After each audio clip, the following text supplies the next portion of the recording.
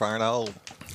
You're there. Oh, Lord have mercy. Well, I'm here, and I'm not going anywhere today unless I keel over of a heart attack. Oh, no. Because of these three guys. But anyway, we are ready to do the show. So let's go ahead and do this crazy thing, shall we? Celebrating. We're celebrating? Yes. Celebrating 10 years of award-winning car talk. It's the In Wheel Time Car Show. Just ahead, Mr. Mars has an interesting story in his series on banned race cars, and I'm not going to give it away this time. Autorama's Steve Green joins us with a preview of the upcoming show. Woo-hoo! Plus, we'll have the upcoming events calendar and today's news headlines, among other things. It's all just ahead on today's In Wheel Time Car Show. Howdy, along with Mike, Hairball Mars, King Conrad DeLong, Jeffrey, we need more, Jeff Zekin. Yep. I'm Don Armstrong. Glad you could join us today. Hopefully the phone won't ring and I won't have to leave, because I understand that it was quite the scene here last week after I had to depart the premises. Push that way to put it. Let me push that button for you over there. Yeah. Don't touch it, because I had. You had to reset everything. Everything. Jeff had pushed every button and slid every slot. Totally destroyed it. It was some good stuff. We needed two audio guys to come in and fix it. Yeah, it was crazy. Bad. You know, the funny thing about it is, I rolled into the driveway right after the show was over with. Yep. Got a chance to debrief. Oh, yeah. It was decompress, I think, was more like it, wasn't Needless to say, we all got pay cuts. Yeah, pay cuts. That's what it is. I want to thank everybody that participated over there and all the good stuff. Specifically, the Women's Prison Bureau. They were texting and tweeting and things like that. And enjoying. To answer the question, no, we don't do conjugal visits. And we're not. You stopped that last week. We're not going to do a live remote. So okay, well, just checking. Anyway, ever again. Well, apparently, Candace Thackeray actually called me on the telephone. No. She said, "Have you listened to listen to your show?" I said, "No, I've been a little bit busy with a real full-time job." Oh my God, I've had to get the tissues out. I've been laughing so hard, I'm crying. Well, that's good. And not because it was a kind of a show that led to that. It was apparently the mechanical mistakes. Started that way. Yeah. As soon as that door she wasn't closed. laughing with us. She was laughing at us. Yeah, that's right. As soon as the studio door closed, it was that. Well, Game on. it is game on now, Game on. and it's Thank you, game Mike. on for Autorama. couple of weeks Welcome away. back. And joining us now is Mr. Steve Green. So, Steve, it's good to see you, and thanks for joining us. So how long have you been setting up Autorama? How long have you been involved with Autorama? Oh. Buttons. No, that's not going to work, Steve, because we have no audio from you now. No audio. Something got better. Did you just Can you switch hear me? that off? Of I there? did switch it off. Put him back on there. Okay, let's hear you now. All right, can you hear me? Yeah, we can. Tons better. Yeah. All right. It's that metal box that you put the phone in that doesn't really lend to broadcasting. All right. Okay. Now, I've been involved with the Houston show since 2010. Oh, really? Wow. Well, Yes. that's almost as long as we've been going out there. There's a vote of confidence. Well, yeah, exactly. I think that we. So how long have you been involved in Autorama nationally? Because I know Houston's one of the shows, but you guys are you pop out in many cities. I mean, previously before that, when the Millwinders ran the show, my truck club, we did the burnout contest at the show when they used to have it there. Yeah. So that's kind of got started in with the Autorama series. And then the Millwinders retired, and they were looking for someone else, and we were lucky enough to get the gig. Oh, good for you. Congratulations. Yeah. Well, apparently you must have done something right, because they keep having you back every year. There's the burnouts. Yeah. Well, we also run I'm sorry? for them too. Say that We also again? run the Dallas Autorama, we run that for them as well. Okay. Very nice. I did not know that. Well, like I said, Autorama, they're Pull that microphone closer. They pop in all different places around the country with different awards and stuff too. What do they call the award up in Dallas?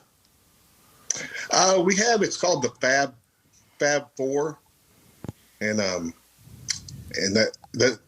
Dallas Diamond Award. Dallas Diamond. Okay. So, how many cars are you anticipating being there, and how long does it take you to load those in? Okay, here in Houston, total, we're going to have close to 500 vehicles under the roof. Wow. And, that includes different sections that we have. But we actually use 2 full days to move in all those vehicles. Yeah, Tuesday and Wednesday. And if you don't get there on Tuesday, good luck on trying to squeeze down those aisles and get your booth set up. Now, do you work with or are you part of when the vendors are there? All the folks that sell the, trinkets and stuff. Trinkets and baubles and things. You got to work around them, or you work together on that. How does that? I also work with our commercial vendors. Okay, and so. We have all the car exhibitors come in one door, then we have the commercial vendors come in another, and I've got a set of guys here and a set of guys here, and we all get everybody placed. And so you do the floor plan to decide where everybody's going.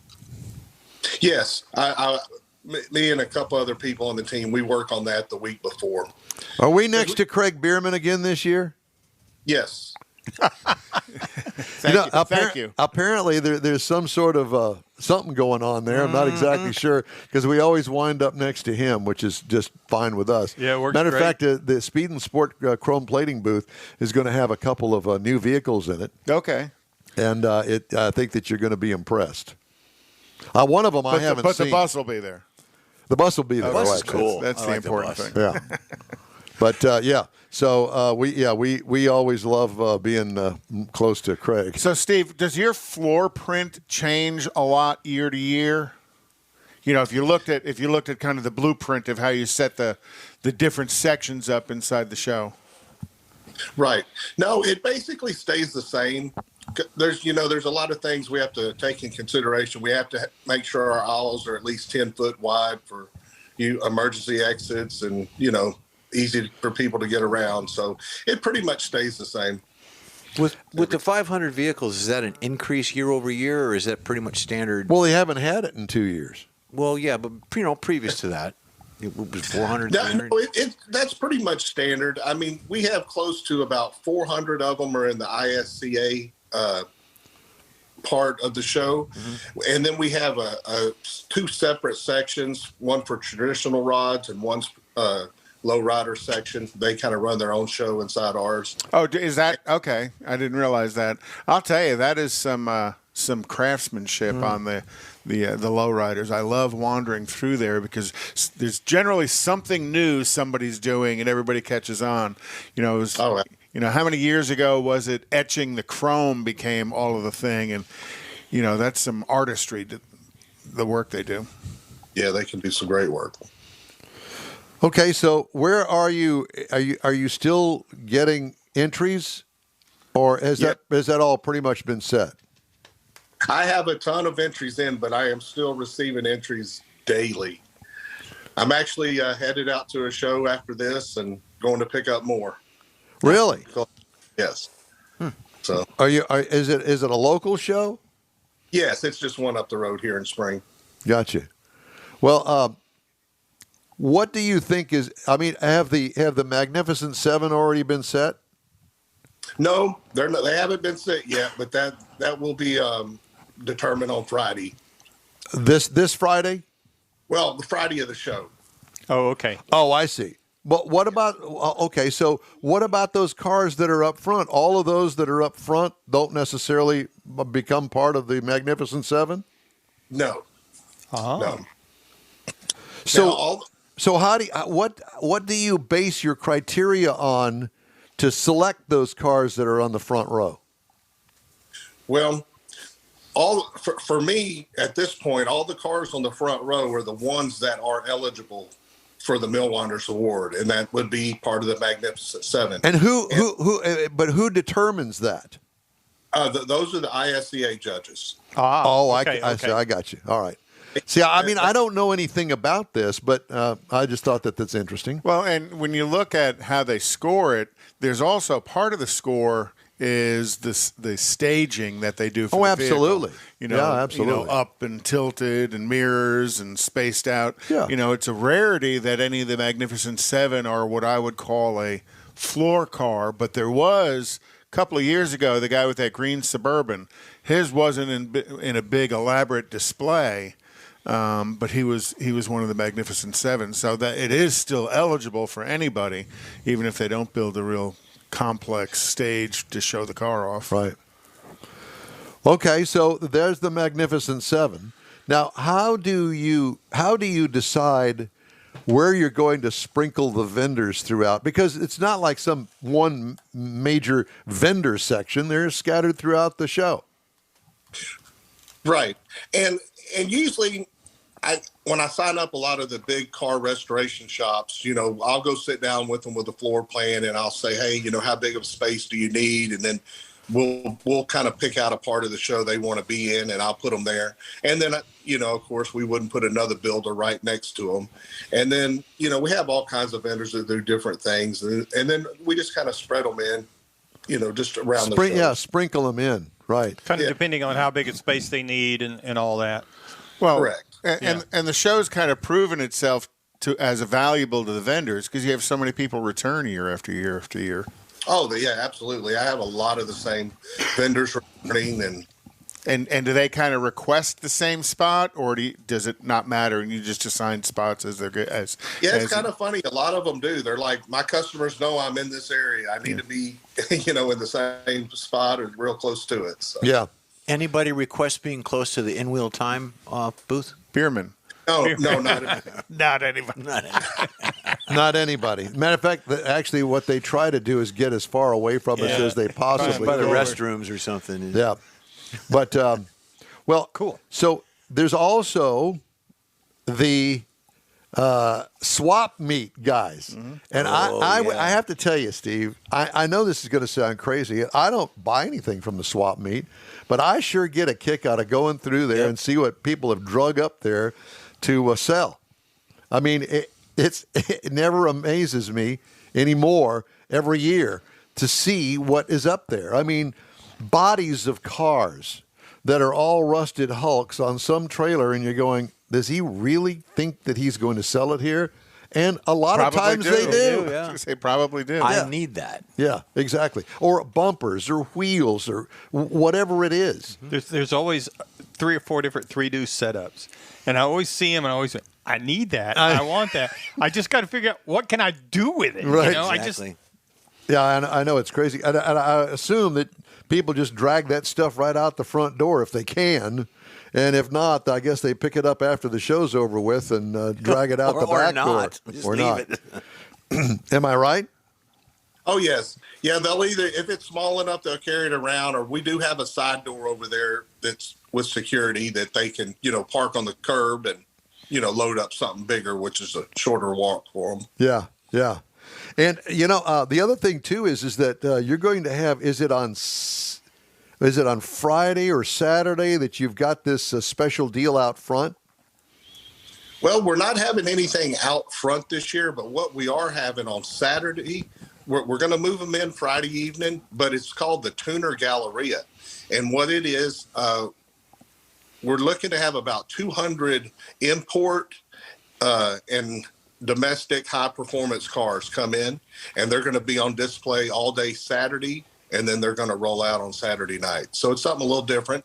It's worked really well in some of the other towns we do the shows in, and so we're going to try it here in Houston this year. So where is it going to be if it's not going to be outside? We have one extra hall to the far left, Hall A, and where the auction used to be. Yes, sir. Where the auction used to be, that's where we're going to hold this. Oh, that'd be cool. Yeah, exactly. And for people that don't know, every car that is inside there has a minimal amount of gasoline in it. Oh, yeah, I remember. And the fire marshal is there just to make sure that somebody doesn't bring in a full tank of gas. And the battery has to be disconnected, my personal opinion, improperly disconnected, because you don't want to disconnect the positive cable, because that's the one that arcs, disconnect the negative. But, you know, they write their own rules, and you got to have your cable in a little bag. You need to be on that committee or that board. No. Yeah. Don't get me Then we could have you sitting on a stool going, yes, no, yes. Conrad at In Wheel Time. Yeah. But so there are some rules that you have to go by to show a car in this thing. Yeah, absolutely. And that is what you mentioned, the main one, because those are the guys, after we get you in the building, those are the first ones you see are the fire marshals. For good reason. Yeah. Well, I mean, you know, let's minimize the risk. Let's just get them in there, and you know, if you got to have gas to get out, then bring it in a 5-gallon jug to get your butt out of there and home. But don't be putting it in the gas tank before you get there. And they check. They check every car. Yep. They came back and checked mine a second time because I had the wrong cable disconnected on the battery. Oh, nice. Yeah, so that's why that was my pet peeve. Yeah. I'm like, no, this is the one you want to know. Well, Yes, sir. I made the mistake of not really being conscious about the amount of gas in the Corvair the year that I showed the Corvair. They make you go so, drive it around. my God, I had to drive that thing for 2 hours around the George R. Brown to get it to suck down enough gasoline to get me back in there. And that's when it was getting 35 miles an hour. Yeah. We went around that same block so many times, somebody called it cops because they thought he was casing the joint. There you go. So, Steve, over your shoulder is a stunningly beautiful Chevy Blazer. I know it's yours. Have you ever showed it at Autorama? No, I did have it there one year, but not recently. It's too much work for me to show a vehicle And be at and in control and work. Yeah, I believe me, I know. So we understand that truck got put into a magazine recently. Tell us a little bit about it. Yes, that's correct. I was up at a show in Fort Worth this past summer, and a magazine approached me, a photographer, CK Truck Magazine, and it came out this month. Well, what kind of truck is it? It's a 1972 Chevrolet Blazer. A Chevy Blazer. And what powertrain? Original two-wheel drive. It's got a newer fuel-injected LS2. Sweet. Like everybody else has got an LS engine, you just had to go with the flow. I'm with you. And that's why people need to come to the In Wheel Time booth at Autorama this year to look at somebody who put a different take on engine swapping in a Chevy in a truck. Surprise. Yeah. But they have to come see what That's what all we we're going got. to tell you. Oh, well, I promise you, the truck is going to draw a crowd. Oh yeah, for sure. Yeah, the one that we're having in there. Okay, so you know, one of the things that I found out 2 years ago is, of course, we didn't have a show last year. Right. 2 years ago was, and I always get Thanksgiving Day duty, which is fitting because I don't have anything going on. And I'm able to do it, and the show opens on Thanksgiving afternoon. What is it, 3:00? Yes, we open it Thursday at 3:00. Yeah. 3 to 8. Well, one thing. So after you finish your Thanksgiving, No, early I've invited 'em over. afternoon. That's- Year after year, I invite them. that's join us. That's the story. No, that's when you finish your Thanksgiving, you go to the Autorama. No. Oh. Yeah, well, Why don't you just go ahead and do invited it them for me many then, times. since you obviously know more than I do. I never know more than you do, Don. Well, about my schedule, why do. not? No, I wasn't talking about your schedule. I was talking about Autorama. Oh, well. Go to Autorama because So the bottom line is, Steve, is I've learned that if you need to eat something before you go to Autorama, because I was trying to find a hot dog on Thanksgiving Day in the afternoon. No, can't do that, and they don't serve turkey dinners down there. So, They do at the Mission. you're right. Maybe that's where I should have gone. So I just wanted to mention that so everybody knows. Don't go with the thought of having, turkey and dressing at the Autorama, because that ain't going to happen. Just thought I'd bring it up. He'll be at my house. We'll get him over to my house. But I will tell you, Steve, that on Friday, Saturday, and Sunday, they got some great chili dogs there. You ought to know you probably partake in all of that just like I do. Yes, I can't leave, so I'm eating there. Yeah, exactly. But you guys have got some pretty fun guests coming this year, isn't it? Chip Foose on Friday? Yes, correct. We're having Chip Foose on Friday from noon until 6 p.m. Wow. And then on Sunday, we're having one of the WWE wrestlers, Sting. And he will be there from 12 noon till 3 p.m. Now, do you have a special privilege? Like you can walk up there and get their autograph and talk to them and stuff like that? Well, when they're on the stage, not really. I try to catch them when they first get there and maybe just say hi and shake their hand or take a picture, and then they're pretty busy from there on out. Yeah, and you're back to work. So you kind of like got a backstage pass. Oh. Well, just a little. We have those with our band, too. I think he hands out the backstage pass. Yeah, that's it. Only certain people are allowed to have them. Well, I bet you Foose would be a lot of fun. I know his focus of late has been on bringing VOTEC classes back to high schools. It's become a real passion of his if you kind of follow him very much. And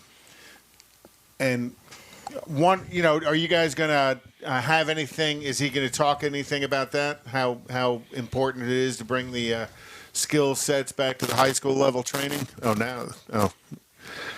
Well, we don't have anything set up for that as a meeting.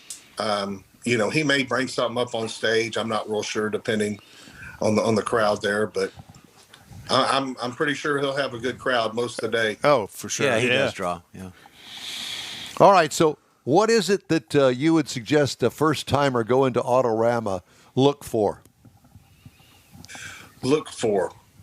Well, it's kind of a family event. So, it's bring the family, wear some comfortable shoes, come on in, and you're going to see some very nice vehicles. We got some bands playing throughout the weekend. We have a lot of different things happening. We have a Pinstripers panel jam going on. Oh, for yeah. So, don't you sell those pinstripe panels at the end of the show to auction them off? Well, what it is, they're pinstriping throughout the weekend, and we have 2 auctions on Friday, 2 on Saturday, and 1 on Sunday. And we auction them off just right there to anybody, there's even the spectators, exhibitors, and all the proceeds go to Be an Angel Foundation here in Houston. Nice. So if you're walking by one and you see one and you're interested in it, put a bid on it. Steve, it's great to talk to you. We appreciate you joining us today, and best of luck. I know you're pulling your hair out about this point, trying to get everybody worked in that wants to get in. Absolutely. All right, Thanks for brother. having me. Thank you, man. We'll see you. See you on Tuesday. We'll see you there. Yes, sir. See y'all then. All right. So just to reiterate, and so you'll know, the show opens on Thursday, Thanksgiving Day, runs 3 to 8. Then Friday and Saturday, hours are 10 to 8. And then Sunday, the hours are 10 to 6 because they give off the awards at 6 o'clock in the evening. So general admission, $20 a person. Children 6 to 12, $5. Children under 5, free. Available at O'Reilly Auto Parts. You can get a couple bucks off of everything. Oh, so, perfect. Yeah. Anything for veterans or seniors, first responders? I don't know all that. I don't know all that. I'm not the promoter. They go to O'Reilly's and get a couple of bucks off. Exactly. Okay. Just making sure you got all the covered. Okay. Time now for the events calendar. So again, no, it's not again. Well, some of the shows are repeated. Nifty 50s at Grogan's Mill, the Kemah Car Meet. They had one hell of a turnout for a trunk or treat. Oh, he always does. Randy always gets a huge turnout for Good trunk for you, or treat. Randy. It's not just the cars; it's the families that show up and wander around and get little treats. And some people really dress up their cars.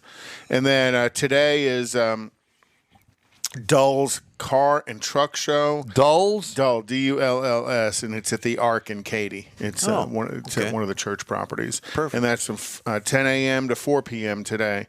Tomorrow, Speed Advocates is doing their Galveston Cruise. Meet at 9 o'clock at the Flying J in Travel Center in Pasadena at 1305 Pasadena Freeway. Pass a get down, Dina. Pass a get down, Dina. There's a lot of J's. And then they're going to be leaving at 9:40, going out 225 and then 146 46 down to 45 and into Galveston. That's way too complicated. Well, just kind of letting everybody know the route. And, speed advocates generally, they'll get 100, 120 cars that will cruise like that. Well, now that everything's opening back up, there could be more. And then also Sunday is the food drive and car meet in Sinopolis. And that's up there at the Sinopolis Theaters in Tomball. And then Cars and Coffee, Aggieland Outfitters at 303 University is going to be tomorrow morning as well. Very good. Mr. Mars has the banned race cars, a series that he's been doing. So what's been banned today? So, well, what I wanted to talk about, I ran across this story about... Do you need two computers in front of you? Yes, I do.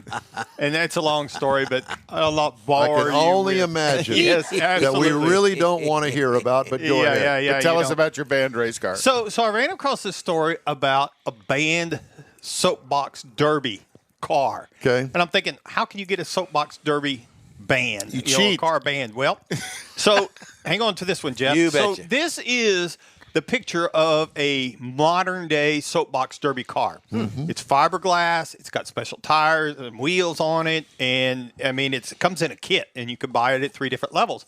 So the old idea that we may have used, which down here we don't because we don't have any hills, but, you grew up in Wisconsin, you may have ran into soapbox derby cars. There's actually an outfit outside of town here that we talked to a couple of years ago that they built a soapbox derby track so that people can do this, and it'll even go for adults. So anyway, so this is the track, and they've been doing this thing for years and years. But back in 1973, let's go to the next one. Because this is considered gravity racing. This is strictly gravity racing. You start from a dead stop and you go down the hill. This is a picture of one of the kits. You can buy the kit, the base kit, for $520, plus you got to buy the wheels and things like that to go on it. So back in 1973, let's go to the next one, Jeff. Back when people built their own. No, you have to buy this kit. You can't build one from scratch anymore. This is a stock. It's got some. You can kind of see the difference in these classes. So go to and this stock class is for 9 to 13-year-old kids. So you go to the next class. This is the super stock, and now you're getting into a 9 to an 18-year-old kid that can be 6 foot tall up to 150 pounds. These have got weight limits on them. Different kind of things. And this is the master class where you could be 20-year-old can get involved in this. And it's got some brakes on it, and it's got more complicated. But again, you buy these kits and you assemble them and you finish them with the wheels and the axles and things like that. Got to meet all these specs. So the idea being that everybody's basically the same. Okay. So we're ready to hear what was banned. Yep. So back in 1973, there was a young 14-year-old. His uncle built him this car right here. This is the layout of it. And the way it works, all the cars have got this metal plate in front of them that holds all the cars even so that when the plate drops, everybody starts down the hill the same. Well, the kid didn't know anything about it, but the uncle put a big magnet in the front of the car. And the magnet was attracted to the metal plate. So when the metal plate dropped down, it pulled the car forward. Sir, that is a Conrad DeLong Deluxe. Blaming it on you. Well, this one didn't need a starter. This one didn't. Yeah, it didn't need a start, so it did. So, I mean, he won the race. There was 130 entries from around the world in 1973. So no magnets allowed. So this wasn't an EV. allowed. This was an it's MRI. So, and what really got my attention, I mean, I thought it was kind of a unique idea to do that, but the poor kid, as he grew up, because of the notoriety, he got banned. His uncle that built the car got in the banned boys' and room. all that stuff. He ended up changing his name, and because of the notoriety, because he ruined such a pure sport. Way to go! And he didn't have anything to do with it. He didn't ruin anything. He outthought everybody else. No, his uncle did. This kid was just the driver. Well, I really felt sad for him. But still, that moment of acceleration of that little door going down. And it jumped so fast on everybody else. Everybody noticed. Oh, yeah. And they x-rayed it, and they found it. God. And that car is at the museum for a soapbox derby. They've got it on display. Great. I'd put an LS in it. The In Wheel Time Car Show streams on Facebook, YouTube, Twitch, and InWheelTime.com. Podcasts available from your favorite podcast provider. In Wheel Time Car Show continues right after this quick break. Hey, Houston, it's back. America's greatest hot rod tradition is on Thanksgiving weekend. The O'Reilly Auto Parts Autorama. at the George R. Brown Convention Center. 4 days of hot rods, customs, classics, trucks, and performance cars featuring the ultimate lowrider showcase. Sponsored by Shorty's Hydraulics and the Traditional Rod Garage. Saturday only, it's the Tuner Galleria with 250 imports, JDM, and luxury cars, plus music and models. Autorama. It's so much more than a car show. On the celebrity stage, presented by Nick's Auto Repair and Classic Car Restoration, it's Chip Foose from TV's Overhauling on Friday and wrestling superstar Sting on Sunday. Shop the swap meet and women's world all weekend. The O'Reilly Auto Parts Autorama. November 25th to 28th at the George R. Brown Convention Center. Discount tickets at O'Reilly Auto Parts. Part of the Summer Racing Equipment Show Car Series. See Autorama.com. Tailpipes and Tacos, Houston's premier monthly cruise-in, will return Saturday, December 18th to the Lupi Tortilla Tex-Mex in Katy. Tailpipes and Tacos wants to thank all of the participants and fans who've enjoyed the collector cars, hot rods, customs, originals, and resto mods, and everything in between.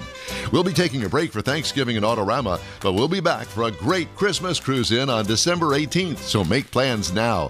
You know that Tailpipes and Tacos is the Houston area's coolest cruise-in, a place you'll see friends, family, and the finest cruise-in cars in the Houston area. It all happens at the Lupi Tortilla Tex-Mex in Katy on the Grand Parkway at Kingsland Boulevard, just south of I-10. Get your ride ready for a very special Christmas cruise-in, Lupi style. It's Tailpipes and Tacos, Saturday, December 18th. The In-Wheel Time Car Talk Show will be there too. Let's celebrate the Christmas season together at the next Tailpipes and Tacos on December 18th. We'll see you then, weather permitting.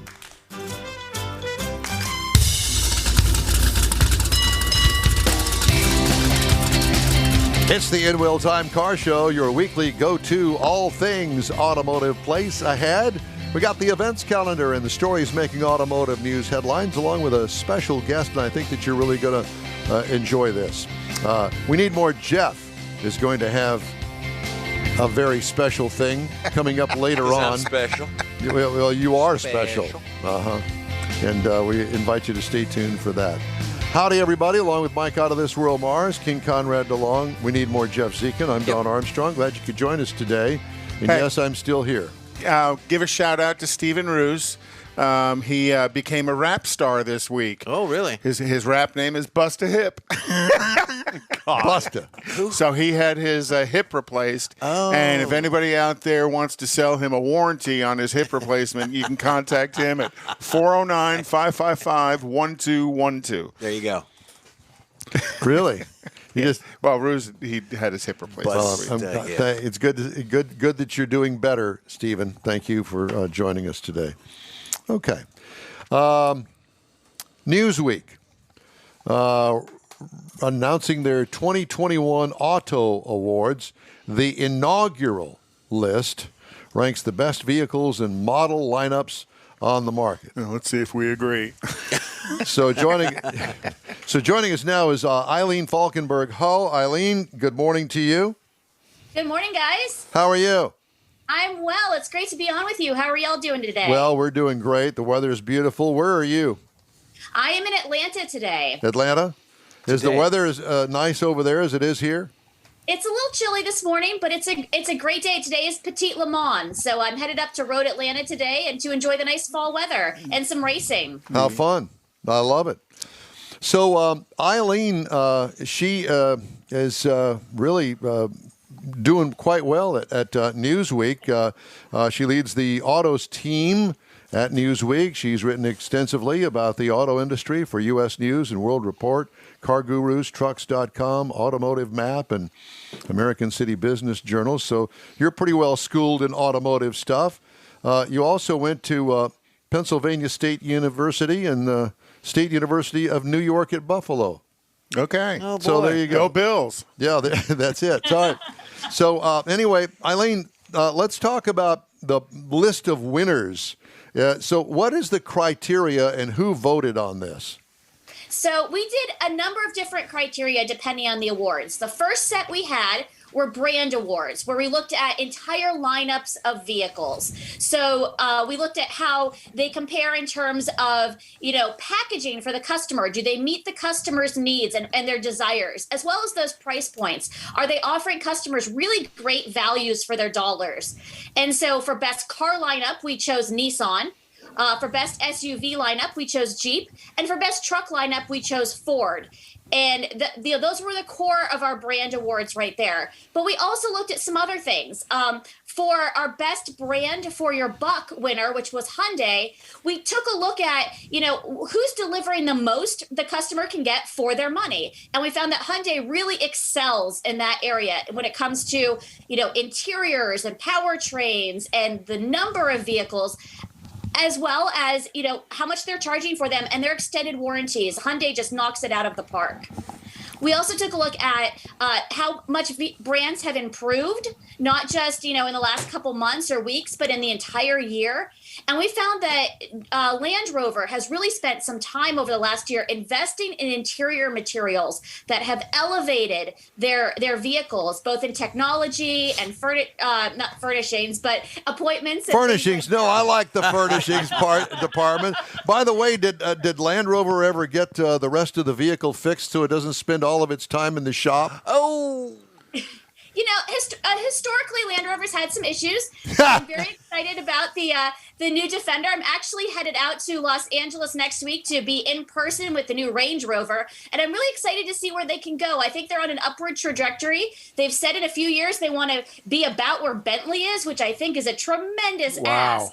So it's a really exciting time to see what Land Rover has offered. Wait a minute. Yeah, that's moving way upscale. Yeah. But Land Rover is one of the top tier utility vehicles out there. Watch this. But Bentley is. I disagree. I think that they've got a lot going for them. The luxurious part of it, okay. Image. But you know what? Who goes off-road in a Land Rover, Range Rover that you know? None of them. None of them. They're all for Eileen's bunch over there in Atlanta, Georgia, that live in the high Zoot area of Atlanta or L.A. But yeah, I mean, Chris Lee knows best. That's all he drives. Of course, and that's what I base my judgment on.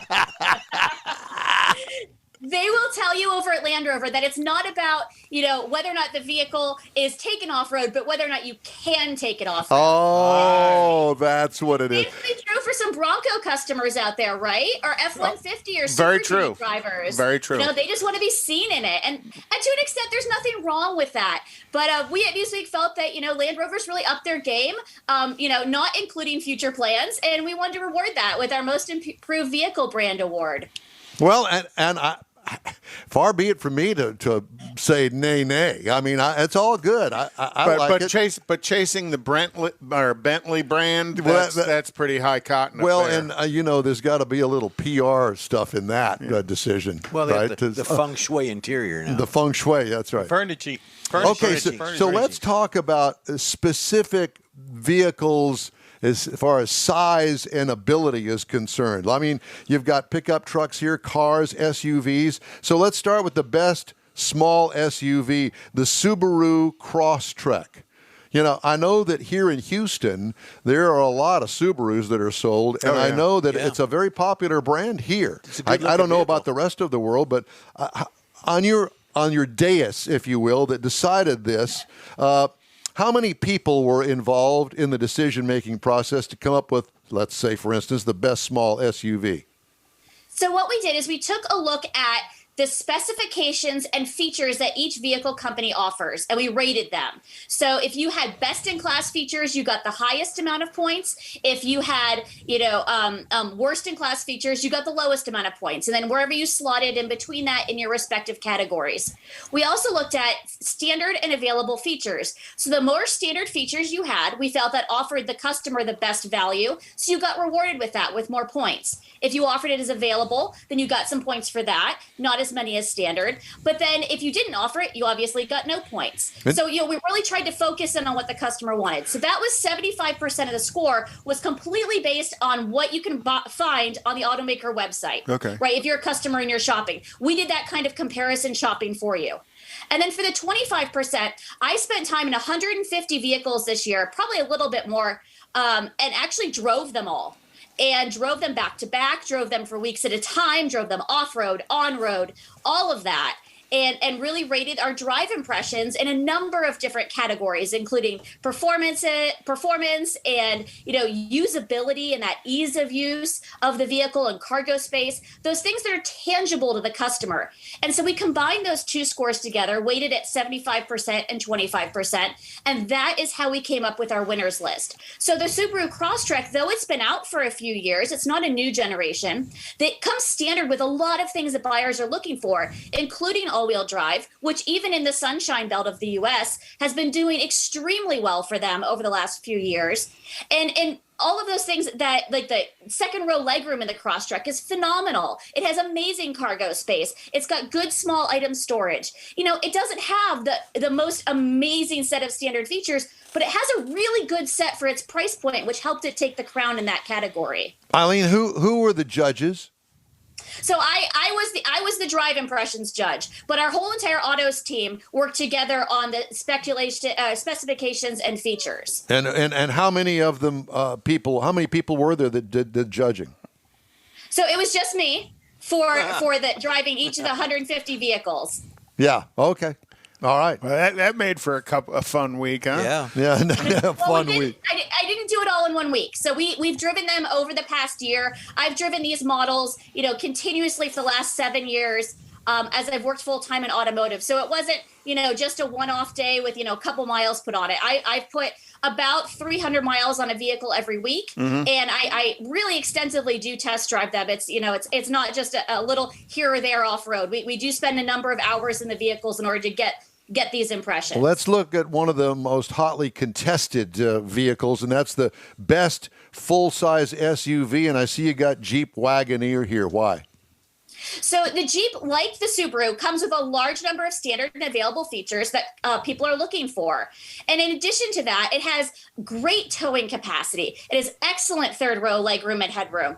And it really offers a lot for the package. When it comes to full-size SUVs, it's competing with Suburban and Tahoe and Escalade. And it really comes down to the Wagoneer has really great drivability that those other big SUVs don't, in terms of how easy it is in terms of handling and what its capabilities are. And that was a big decider, in addition to its features, in terms of the Jeep Wagoneer getting that award.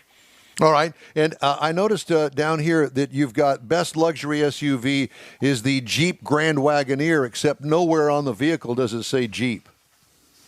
Well, that's a branding decision, but it does have things like the 7-slot grille that you'll find. And you'll also find, those little Easter eggs that Jeep is so good about hiding throughout the vehicle. So while the Wagoneer is very much, and the Grand Wagoneer, part of the Jeep family, they are pushing the Wagoneer brand forward. It's really interesting positioning from them in terms of marketing and branding, but they're also elevating the consumer experience, not just with the vehicle and pushing to premium and pushing to luxury, but also in terms of what the dealership offers to Wagoneer and Grand Wagoneer customers. So both of those vehicles are really interesting proposition at a really interesting intersection for the Jeep brand itself. Do you think that Jeep is going to do a luxury brand under the Wagoneer name?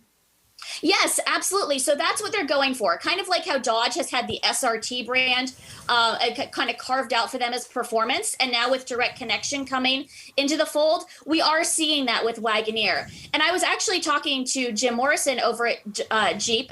He's one of the top executives over there. And he was telling me that they actually have plans for dealers to treat Wagoneer customers differently, to elevate their dealership experience in terms of, offering them concierge service for vehicle pickup like you get with the true luxury brands. And you won't get that if you just buy, say, a Grand Cherokee or a Cherokee. So they are trying to change that perception of Wagoneer. Okay, I thought their own brand. Very good. I thought that the selection of the best full-size pickup truck was interesting, and the Ford F-150. I would differ with you and say that it was the Ram, but why did you pick the Ford F-150? So the Ford F-150, with its redesign for this generation, added a lot of features that you don't necessarily get with the Ram 1500, which I do think is a very good choice. I do enjoy the Ram 1500. But what you have in terms of the folding shifter, you have Blue Cruise, you have these other technologies, and the way the center console turns into a desk or a table. Things like that are really impactful in the industry and show that Ford really listened to its customer. And while all the other truck brands do listen to their customers, Ford just exceeded when it came to this year. Got it.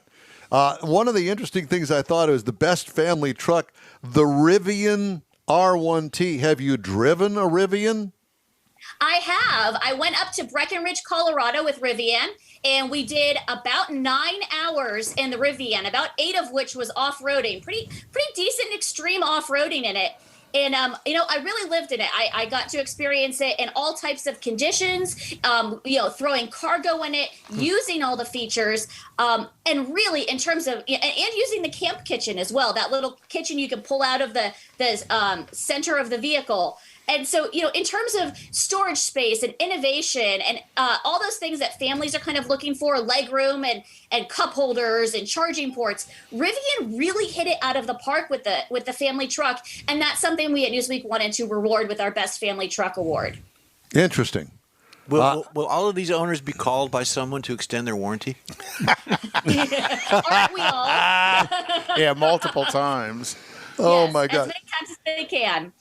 Well, I find it interesting. I noticed here you got the Jeep Grand Cherokee L as the best family SUV.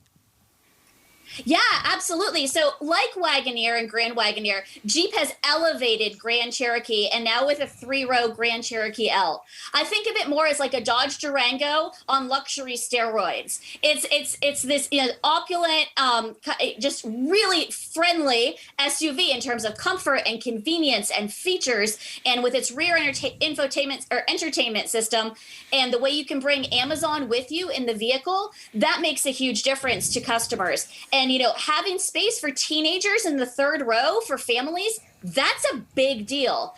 And what's really interesting is with Grand Cherokee L, they didn't just add a 3rd row to Grand Cherokee. They actually extended the cargo space. So you have real cargo space back there when you're using the 3rd row. It's not just this like little side space that you can hopefully fit groceries into when you've got 7 people packed into it. And that's something that real families can understand and real families can acknowledge. And that's part of why we gave it our Best Family SUV award. Let's talk about Tesla. I noticed that Tesla is obviously inconspicuous on the list.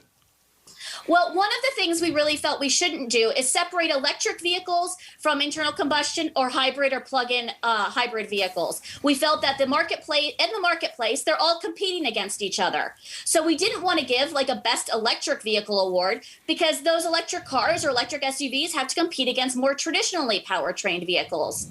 So when we looked at it, and I will say as automakers had to provide their vehicles for evaluation, Tesla declined to do that. But we didn't section out electric. And I think that that's where you're seeing, there's no Mustang Mach-E on the awards. There's no Kona EV. And that's because we felt that we are at this point in the market where those vehicles have to compete against the regular power-trained vehicles. And unfortunately or fortunately, depending on your view, no electric vehicles actually won except for the Rivian R1t. So they were part of the evaluation process. It's not like you just didn't do them; they just didn't Score match well up enough, with. right? Yeah, they didn't score well enough with what you've come up with here. Right. So every vehicle in the market, all 230 something of them, were all scored according to their specifications and features. But that's only 75% of the score for the vehicle awards. So 25% of that is drive impressions. So if you don't provide your vehicle for drive impressions, then you're automatically missing out on 25% of your score and therefore are unlikely to gain an award within our awards. Right. That makes sense. Are you a member of any Auto Writers Association? I am not. Unfortunately, I am just too busy these days. I haven't been home for more than one day at a time since July, out test driving vehicles all across the country. So I have not joined because quite frankly, I can't commit to the level that I would want to. So you have no life. No, I do have a life. A lot of it's spent on airplanes or in vehicles driving. But yeah, it's a great life to have. I love what I do. I wouldn't do anything else, and I'm very lucky to have it. And actually, Mr. Mars is one of my early supporters. Back when I first started, he was fantastic at encouraging me to be a part of this industry. Awesome. Well, and you're doing great. So 20 years from now, you can blame Mike. Yeah. Blame me. Blame him for everything. Yeah. Eileen, it's great to talk to you. Thank you so much for joining us today. Thank you very much. All right. Thank you guys so much. You Take bet. care. You do. Bye-bye. Eileen Falkenburg-Hull, senior editor, automotive editor at Newsweek. Okay. Well, we Very want nice. to definitely give a shout out, and I think I mentioned this earlier before we got on the air, is friend of the show, Jerry Emmons, won the World Championship NHRA stock. Nice we work. know Class. him. Yes, We know him. Well, yes. he's on our on Facebook at the moment. He kind of checked in with us, but we definitely wanted to give him a big shout out. Where is World he? champion. I've been to Oh, his- he's probably at the store. Yeah, Okay. I've been to his store. Very nice. Yeah, yeah. But I think- remember when we had him on last? He had talked about a structural try. He knew numerically how he had to get there to be Right. world champion. But at the time when we had him on, he was in second place. But they understand the scoring and how many national events Exactly. you can count. Who had and to all that. win, who had to lose, Right. where he had to be during all that. And they put a plan together, and holy cow, Uh, we know a world fantastic. we know do. 2 world Oh, yes, champions. we do. Yeah. Well, 3. We got Don. Well, that's a world. I'm a Hall of world Fame. champion in another way, Are you but we leaving? can't discuss that on But the air. congratulations to Jerry Emmons and the whole Emmons Beautiful. Motorsports team. You guys are awesome. That is really cool. Yeah, very, very cool to have heard his plan before he Before they even left for the before track, they implemented it. Right, that was pretty cool. We got some recalls to tell everybody about. Okay. We're sitting ready? down. Are you still here? You always. Yeah, it's after it's here. Let me push that button. It's all for you. yours. Come on over here, Joe. Come on. No, the last. You push the button. Let's time I- we'll trade places. I'll do that. And you come over here and do Yes, this. let him do this. Get it all balled up. Oh man. Anyway, some recalls. The BMW X4 being recalled for. Are you sitting down? We are. The license plate does not illuminate properly. No. What the? The government, Change the bulb. Yeah, the government is out of control. Now I need a halogen God. light for your. Brandon license plate. recalled that. Engine harness damage may cause a stall in the 2017 through 2019 Nissan Rogue. Yeek. Hyundai Palisade. I don't think I've had a. Have I had a Palisade? No, I don't think They're you did. good looking on the road. Yeah, I mean, yeah. that is their Yeah, big it's a good SUV. looking It's a Brake very good fluid looking- contamination. So you need to go talk to those people. Hyundai. Well, we have lots of brake fluid. Okay, I know you do. The rear spoiler may detach on the Dodge Durango for 2021. Whoops. I hate it when you look in the rear view and your spoiler's laying about 100 feet You behind you. start losing traction. Yeah, and- you know. Or it's in the car's windshield behind you. Exactly. Mercedes-Benz S580 for 2021 and 2022. Hold on a The second. EC. You can't see. You got that in front of the camera. Well, the paper's in front of the here. camera. There you go. Here. Oh, Don, you would drive one in a heartbeat. Hell yeah, I would. But I can't afford it. Mercedes-Benz S580, the ECU software may cause the engine to stall. Not Oops. good in a high performance car, huh? Engine damage may cause a stall or fire in Kia Optima Hybrid and the PHEV for 2017 through 2018 Don't go models. past that because a fire in an HEV is a big fire. Yeah, it is. And that's a You know, thermal event. The fire in a gas powered car is easier to put out. No doubt.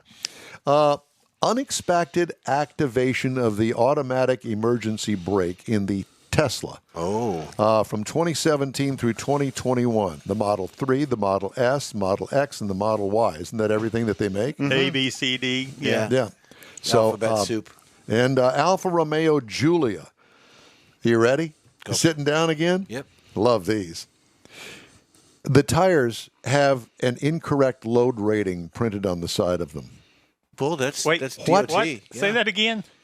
Tires have an incorrect load rating. So the smart stencil. person, Yeah. the smart person with a Julia will drive that car until just before the tires are wore out, and then go get the recall done and get a brand new set of tires. That's it. That's the way to do it. That's absolutely the way to do it. And it's the Yeah, but if 2020 there's a- model year. There's So a failure, it'd be hard to do. But I understand the concept. anyway, if you have a car that you want to know, The tire guy here. if you want to know if it's been under recall, just go to safercar.gov. Put in your VIN number, which you can find on your car insurance card. Type that in there, and it'll tell you if you've got any recalls on your car. That's up to you to decide whether or not you want to get them fixed. Well, it'll tell you both the ones that have been fixed and the ones that haven't been fixed. So you can kind of look at the history of the car if you didn't buy it new either. Also, I noticed I've recently had my car inspected, and Don, you've had yours. On the sheet they give you, your pass-fail sheet, it also lists the recalls. Outstanding. That Oh, yeah. Well, that's been a number of years they've I've done just that. never now. noticed it. Yeah. But, a lot of people don't, screw that, I ain't going to mess with it. Way too many people do that. And then the manufacturers are held responsible for completion of a certain percentage of the recall, not even 100% of them. And they are actively out trying to find those customers. Well, it's the last address and whether you do it at that address. Yeah. And that's very hard to follow sometimes. Latest numbers on the microchip shortage. A number of vehicles removed from global production plans because of the global microchip shortage declined for the third straight week as Europe and China continue to be spared from major cuts. They make the chips, according to the latest estimates by Auto Forecast Solutions. For the second consecutive week, North American assembly plants bore the brunt of the impact. The roughly 20,000 vehicles eliminated in North America accounted for about 61% of all production lost. That sucks. Yep. But and never to be brought back. correct. But I will say that I have a feeling that they are just beginning to turn the corner on all of that. They are getting in wads of them that they're putting into vehicles. But you got to think of some of these vehicles in today's market have got 20 plus chips in them, 20, 25 chips in them. So the choice is, do we minimize certain options, which some manufacturers have done, Correct. that require a chip specific Right. to build more vehicles, or do we build higher content vehicles that are higher profitability? Well, I think that we know the answer to that. But build fewer of them. Yeah. So, the manufacturers have some real choices in front of them. But the other thing too is that I've come to the realization is that they haven't stopped production on every vehicle that's being made. Car dealers are getting cars, and I have a story. Matter of fact, I'll do that story right now because I think that it's a pretty interesting story. I have to find it. It's in the stack here. See, I had that problem too when I was taking that position. And they are getting vehicles, but the manufacturers are more choosing which ones they're getting and what content level that they're getting. So listen to this story. You ready? Mm-hmm. According to the National Automobile Dealers Association, the average U.S. dealership recorded net pre-tax profit of $3 million through September. That was more than double the $1.3 million the net pre-tax profit reported for the first 9 months of 2020. Now, granted, it was pandemic time a year ago, and it's already well above the $2.1 million in net pre-tax profit recorded for the average dealership for all of 2020, which itself was an all-time record annual profit. So the dealers are not. They've managed to manage it. Supply and demand, fewer cars, fewer discounts. Yeah. More customers, so they get a higher price for them. And then within that, structurally, is also the profits that are developed through the service department and body shops, too. Hey, we'd love to hear from you. Just shoot us an email. The address is info@inwheeltime.com. Quick break now. We're right back with the In Wheel Time Car Show. Stay with us. Hey, Houston, it's back! America's greatest hot rod tradition is on Thanksgiving weekend. The O'Reilly Auto Parts Autorama at the George R. Brown Convention Center. 4 days days of hot rods, customs, classics, trucks, and performance cars featuring the ultimate lowrider showcase. Sponsored by Shorty's Hydraulics and the Traditional Rod Garage.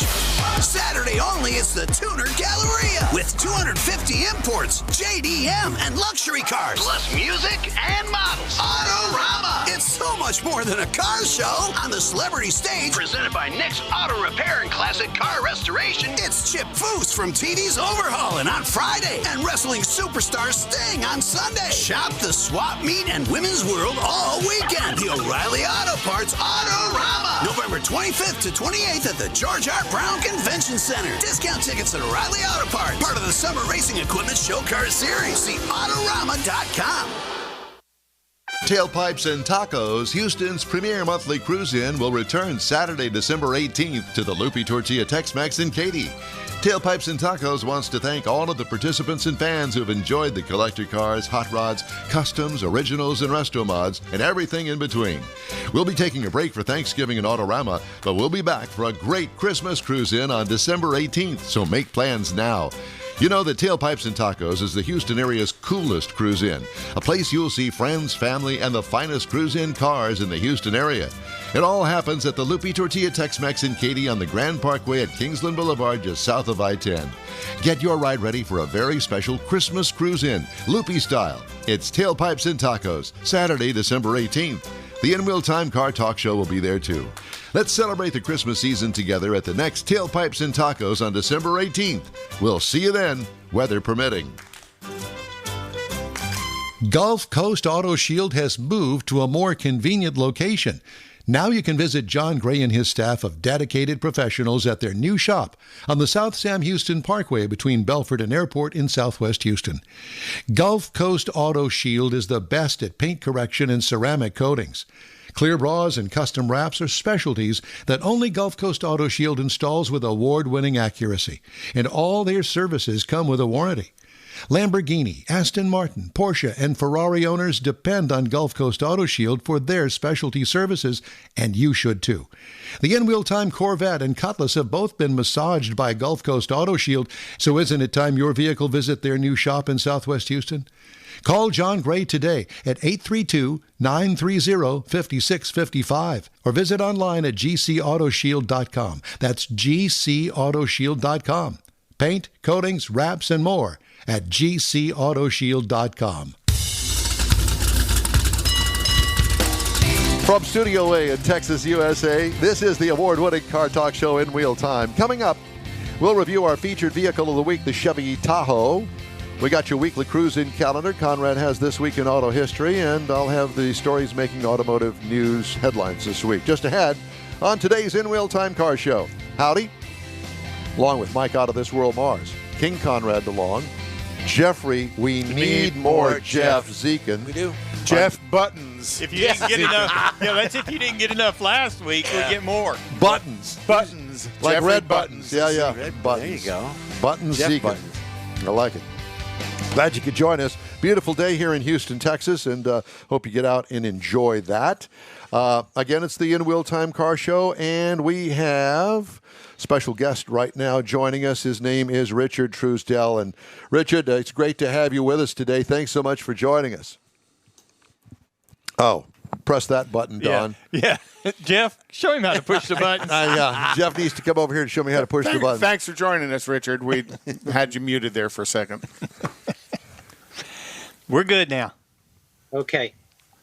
All right. Perfect. So, Richard is the author of several books. Well, one of them is Hearst Equipped.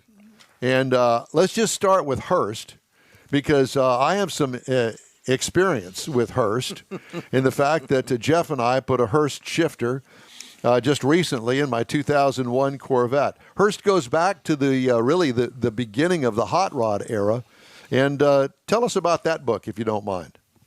Well, I started that book back in 2010, and it was the first book having done a lot of magazine work. Prior to that, the publisher came to me and said that two other writers attempted it and couldn't get the book done, and would I take it up? And I said yes. And then I realized it was 50,000 words, and more than 400 photographs. So I called in a good friend of mine, Mark Fletcher, and together it took us 2 years to write that book, but it came out in 2012, and the hardcover print run sold through, and then they reprinted it in 2020 as a paperback, basically the same price as the hardcover. The book publishing business, quite frankly, I've never quite figured it out. Well, obviously, the book struck a note with a lot of people because you sold it out. I mean, is it available now? Yeah, the paperback copy is available through booksellers like Amazon, Barnes and Noble. Can be ordered through most local bookstores, and that's selling through pretty well. As even though the material, we added an extra chapter, but the book didn't change really dramatically, other than an update from 2015 on, when a number of Hearst branded cars were built through the Mr. Norms organization and my friend Larry Weiner. What was one of the biggest takeaways that you got in doing all your research and writing the book? Just how important George Hearst and his partner Bill Campbell were to the birth and then explosion of the automotive aftermarket industry in the 1960s. And they were really an integral part of it. And like an original SEMA company. Right. And what really is the success of Hearst? I mean, a shifter is a shifter is a shifter, but they seem to up the ante in all of it and just taking it to the next level. And obviously, it resonated with the entire performance industry. And then also had some OEM relationships, because I remember Hearst actually did a Pontiac back in '65 or '66. Is that correct? You're pretty damn close on that. Oh. The first OEM, and this is something I learned when we did the research on the book, was the 64.5 Barracuda. That was the first OEM application installed product. Well, that kind of shifters came after about the same time. Well, that kind of parlays right into the Hemi under glass. I mean, that was a huge thing back in the '60s on the drag strip. Yeah, and obviously Bob Riggle was an integral part of that. A lot of people don't know that Bill Shrewsbury was the original Hemi under glass driver, and then Bill parted ways with George Hearst and the Hearst Company. And Bob was the mechanic on the '64, I believe, run of the car. And George asked him, Bob thought he was going to get fired, I think was something we learned in the book when we researched the Hemi under glass book. And George asked Bob if he wanted to drive the car, and Bob naturally said yes. Oh, yeah. And quite frankly, the rest is history. Yeah, and a very well-known history. So when did that book come out, your Hemi under glass book? That book came out in spurts because of the pandemic, because of the supply chain problems. The hard copies were sitting on a ship outside of Long Beach. The digital edition did get released early in the summer, and then in September, I believe about September 15th, I got the word from our publisher, at CarTech, and Bob Wilson said, "Hey, Rich, the book's just landed here in the Midwest. We're going to start shipping them on Monday." So I think that was mid-September, and the sell-through has been good. I think probably my co-author and I, Mark Fletcher, are probably as responsible for the slow start, because we didn't do as many shows like this promoting as we do with Hearst Equipped and with 1970 Maximum Muscle earlier this year. Yeah. Was the final kind of last not big, but the huge view of the Hemi under glass was Leno's problem with it on his show. Was that in your book, kind of towards the end of your book? There's a funny story about that. Everything that Jay does is still, and we found this out back in 2012 with Hearst Equipped, everything goes through NBC Universal. So we have a chapter. That's one of the last chapters of the book. Talks a lot about that. What a lot of people don't realize is that Bob had given Jay a run in the Hemi Underglass, almost a decade earlier. But yes, the infamous rollover is an important part of the book. But we had trouble getting clearance from NBC pictures to go in the book. So my photos of the car that I had taken in a studio years earlier in that chapter, and the story is there. I mean, and it was kind of reintroducing Hemi Underglass to everybody.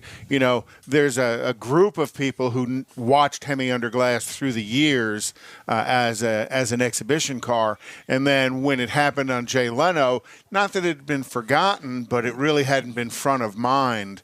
And then when the Jay Leno incident happened, it kind of brought it front of mind, which was great timing for you on the book release. Well, let me just also add to for those people that don't know, the Hemi Underglass was as you said, an exhibition drag car where they had taken the engine and moved it from in front of the driver to behind the driver to get it to do wheelies, and that was the whole thrust behind in the glass fastback of the Barracuda of the day. So you could see the motor back there. And I find it interesting that you found enough about the Hemi Underglass to write an entire book on it. I had no clue. I mean, that's back in my era. Well, the thing is that Bob had, over the years, built an unbelievable archive of his photos. And it was hard. I won't, diminish that. And Bob had a terrible motor vehicle accident and almost took him from us. And so that happened about 1/3 of the way through the writing of the book. So we had to put the book on hold for the better part of a year while Bob recuperated. And that set us back a bit. But, thank God Bob's doing well. That book is part of a series of a number of other race car drag racing drivers of that era, the 60s and into the early 70s. And he was an integral part of that. So this is a matter of, after a 50-year career that took him all over the world, that Bob finally got the due that he deserved. He should have got. Right. Did Bob have any inclination that that car would have been as popular as it was? I mean, I just can't imagine at the time, back in the 60s when the car was originally built, that there were a lot of specialty cars that they built for the drag strip, this being one of them. Little Red Wagon. Sure. And funny that you mentioned that. They're all mentioned in the book. There's a chapter in the book on the other wheel standards. Some of them were national, like Bill Shrewsbury. Others were regional. They're covered in the book, and I think that's something that adds to the book. As to answering your question, how about if I pose it to Bob to see if he'll come on your show? We would love to have him on. Yeah, absolutely. Well, I think that can be arranged. He will be with my writing partner, Mark Fletcher, at McCacken next weekend. I'll probably speak to Bob over the weekend. I'll certainly speak to Mark. I'll be doing a local event, a book signing here next weekend at one of the suppliers I work with. But I know Bob and maybe Mark. I mean, I think having Mark and Bob and maybe me in the background, that's something that we could arrange very easily. Wow, that'd be very good. We would love to see that. And Hearst had been involved in other exhibition cars. I'm an Oldsmobile fan, so the Hearst Harry Olds. Do you have a book planned for that one too? We'd have to talk to Joe Schubeck about that. Because now you're talking about an Olds engine in the front and an Oldsmobile engine in the back, and just 4 tires laying a smoky burnout for the whole quarter mile. Yeah. Totally different car, but still Hearst's involvement. Well, that's in the first book, and when you're writing a book, I don't know if any of the 4 of you have ever done that. It is it's God, I'd rather write 10 magazine articles for. Amen, brother. Wow. I couldn't agree more. I write a magazine article here in the Houston, Texas area once a month, and it's a struggle for me just to do that with a couple of car reviews in it. I can't imagine being devoted enough to be able to sit down, do all of the research, gather up all of the information, and then put it in thousands of words into a book. I mean, that's got to be a true commitment. When did you start this? Hemi Under Glass, I guess, probably close to 4 years ago. I had a breakfast meeting with Bob and Bill Sefton, who owned several of the cars at one time, and was at that we'd just done a photo shoot of a bunch of cars. I think this was about 4 years ago, and that's where the genesis of the project started. Having done Hearst Equip, I went back to the publisher, CarTech, and said, do we want to do a book on Bob? And they had already done books on several other drag racers, like Don Garlitz, for instance. Yeah. So it fit in that series. We got off to a great start on it. Like I said, Bob has had a carton of archives, photos, and that involves scanning. There were some issues with the scanning, and they were mostly small snapshots. I tried to get them a little bit bigger. I learned how to use AI to do that, and that the publisher, well, my editor there said, just give us the originals, and ultimately that's what I did. We scanned them at 4 by 4 inches at 300 DPI. This is all getting into the nuts and bolts of it, but it was a lot different than the middle book between the two, which was 1970 Maximum Muscle, which we did with motor books. So, I think Mark and I are kind of unique is that we have books out simultaneously from both of the big North American automotive book publishers, CarTech for Hemi Under Glass and 1970 Maximum Muscle, which came out in April of this year with motor books. So that's kind of unique, I think. I think only Matt Stone has been able to pull that off, having books out at the same time from both major publishers. Rich, have you always been a car guy?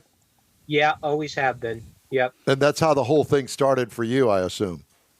Yeah, and the funny thing is, in high school, I didn't have a big muscle car. I had a 1965 Rambler American 440 car. Sweet. Was it tubbed out? Was it tubbed No, it was not tubbed out.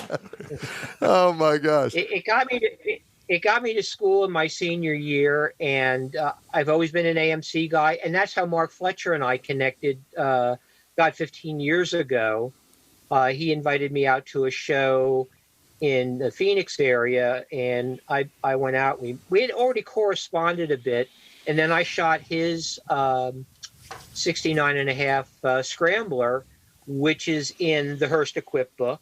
Right. Okay. And done several magazine articles on it. And he, after having the car, I think for 15 years, recently sold the car to another friend of ours, and the car has gotten a substantial upgrade in terms. I think it's now got the dual quad manifold that was the factory option on the car, or the Group 19 parts option, dealer option. And that's probably right now is probably one of the 5 finest scramblers, out of the 1515 that they built. Wow. Yeah, and I see that in the PR stuff that you guys sent us on the Hearst Equip, there's a picture of that car, and that was a classic car. That was shot, I think at least 10 years ago. Had to be more than that because it was in the Hearst book. And we shot that at the Hotel Valley Ho in Scottsdale. And one of the things that I'm known for as an automotive photographer is that I try to shoot cars in period correct settings. So that hotel was built in the late 50s, so it would not have been uncommon for a 60s car to be parked in the courtyard like that. And we just had some spectacular light. Quite frankly, we got up at 4 o'clock in the morning. And if I recall, waiting for that 20 minutes of spectacular light. That's exactly it, the golden light. And that, I've taken over 1 million photos in my career. that stands in the top 15 overall, I would say. Wow. So, Rich, we don't have a lot of time left, but I did want to touch on the 1970 Maximum Muscle. Tell me about that car. Well, that book, that I'll try to do this really quickly. I pitched to Motor Books, both of our publishers, to do a 69.5 book. Unfortunately, I did that in 2018, and there wasn't the opportunity to do the 50th anniversary of that. So they were already doing Maximum Muscle, and the writer that they had doing it handed the book back to them right after I made the 69.5 pitch, and the editor, Dennis Parnew, said, "Rich, can you pick this up?" And very, very tight time constraints. And that, again, we just didn't make our deadline on it to have it out as early as we wanted to take advantage of the 50th anniversary.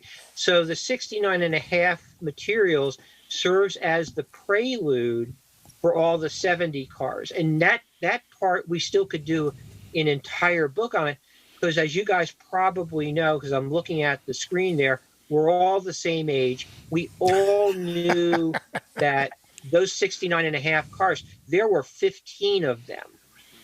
And we really could do a book on them, and kind of that's in the back of my mind. But right now, I'm working on a book called The Millennial's Guide to Car Collecting, and that book will tell these newly minted millionaires how to invest in classic cars or cars of their youth or interest. And they do not have an interest in muscle cars.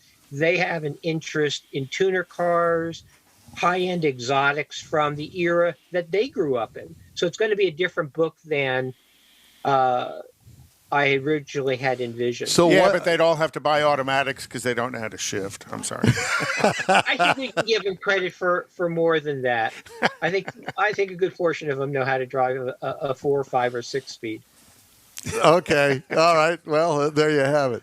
Well, Richard, it's really great to talk to you. Another car guy, and believe it or not, I mean, he is a car guy that writes books, and a great collection. And I must say that we're getting close to Christmas, and these would make great Christmas gifts for anybody that's a musclehead. So do you have a website, your personal website? I think the best thing to do is just go to my Facebook page, which would be facebook.com/Richard.Truesdell, and that's spelled TRUSDELL.3. So it's facebook.com/Richard.Truesdell.3. Thanks, guys, for giving me that plug. Hey, well, it's you're more than welcome, and we hope to talk to you again soon. Let's connect. If you're ever in the Houston area, be sure and give us a shout. Well, I'll do that. I'll probably be coming through Houston next year, and I will follow through on my promise, and I'll get you connected with Bob Riggle. Perfect. Richard, thank you so much again, and best of luck on all those books, and you're right up our alley, that's for sure. I appreciate it, guys. Have a great Saturday, great weekend. It sounds like the weather's really good in Houston. It truly is, and you as well. Talk to you soon. That's Richard Truesdell, and he is the man about town when it comes to hot rod books from especially our era. Well, I'm gonna share his Facebook page on ours. You should see the picture of this Jaguar he's sitting in front of. That he is truly a car guy. Gearhead. Anyway, time now for the cruise-in calendar, and there are some cruise-ins going on. Yep. Next weekend will be the Battle Rod 2021 Open Car Show and Truck Show at the J.B. Wells Park in Gonzales, Texas. I know where that's at. And then Sunday the 21st will be the historic downtown Richmond Car and Bike Show, downtown Richmond, Texas, and that's 11 a.m. to 6 p.m. What day is that? Next Sunday, the 21st. Right. And then Sunday, November 28th, from 11 a.m. to 3 p.m. is Houston Cars and Cocktails at Little Woodrow's and Tomball. December 5th, Riding on Faith, Christmas Market and Toy Show and Toys for Tots. And that is at the Riding on Faith at the Cowboy Church. And then December 11th is Legacy Ford's Toys for Tots show. And then December 18th, I believe, is when Eric Allen and Deadpool that we had on a couple of weeks, he's doing his Toys for Tots show as well. Thank you, sir. All right, time now for this hour's car review. It's the 2022 Chevy Tahoe. Now, I know that I had to peel out of here last Saturday, and you didn't get a chance to see it, Conrad. Yeah, I did. I saw it when we walked in. Well, I know, but you didn't get a real tour of it. And the reason I say that because Conrad actually drives a Tahoe. Right. And boy, I'll tell you what, it ain't nothing like this new one. No. Holy Toledo. Yeah, it was good looking. All right. It's all new from the ground up 2022 Chevy Tahoe. Available trim levels, LS, the LT, the RST, the Z71, the Premier, and the High Country. I had the Premier. This is, according to your government, a standard SUV. And in my book, it is a full-size body-on-frame. No, it's not as big as the Suburban, but it's still got 3 rows of seating, and you can actually sit in the 3rd row. How many passengers? Up to 8 with a 2nd row bench. Exterior changes from last year. It was all new last year. Exterior features: sharp grille with those masked headlights, interesting air openings on either side of the grille. And you and I took a look at that last year and going, what the hell is that for? And all I can think of, we came up with brake cooling. Brake cooling. Yeah. Right. Beautiful wheels. And I will say this. You know, the manufacturers have really stepped up the game when it comes to wheels.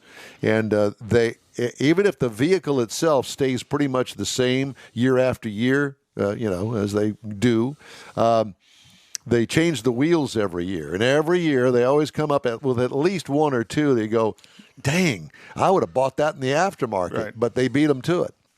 Sharp rear end with classy chrome accent. Do you see the chrome accent right underneath the window there? Really adds a touch of class on that thing. Kind of gives it a very upscale look to it. It's so funny because just that little piece of chrome does just that. Quad exhaust on my Premier.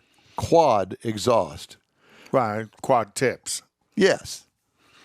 Made it look good from the back. It did. What I liked about it, oh my gosh, the paint job on that truck. What color was it? Well, it was called Midnight Black, but it wasn't. It was the deepest, darkest blue with just a little bit of flake in it. Pearl. And the sun would have to hit it just right, because when you came back, I had a chance to see it on the way out, and it definitely looks black. But when the sun hit, it's just you right. You can see the blue. It is spectacular. Interior highlights: sleek, well laid out dash design, passive cell phone charger right in the middle up front, massive center console, obviously tons of storage there. I like that. Integrated touch screen. Push-button transmission shifter on the dash. And it's not only it's a push-pull kind of situation on it. I don't know if you're familiar with it, but boy, does it work great. And what I like about it being on the dash is so you got the dog in the car. The dog doesn't accidentally put it in neutral or some other gear that you don't want it to be in. It's up on the dash. Gobs of cargo room, especially with the 3rd row down on it. What I liked about it, the ease of use of the infotainment system with Google voice control.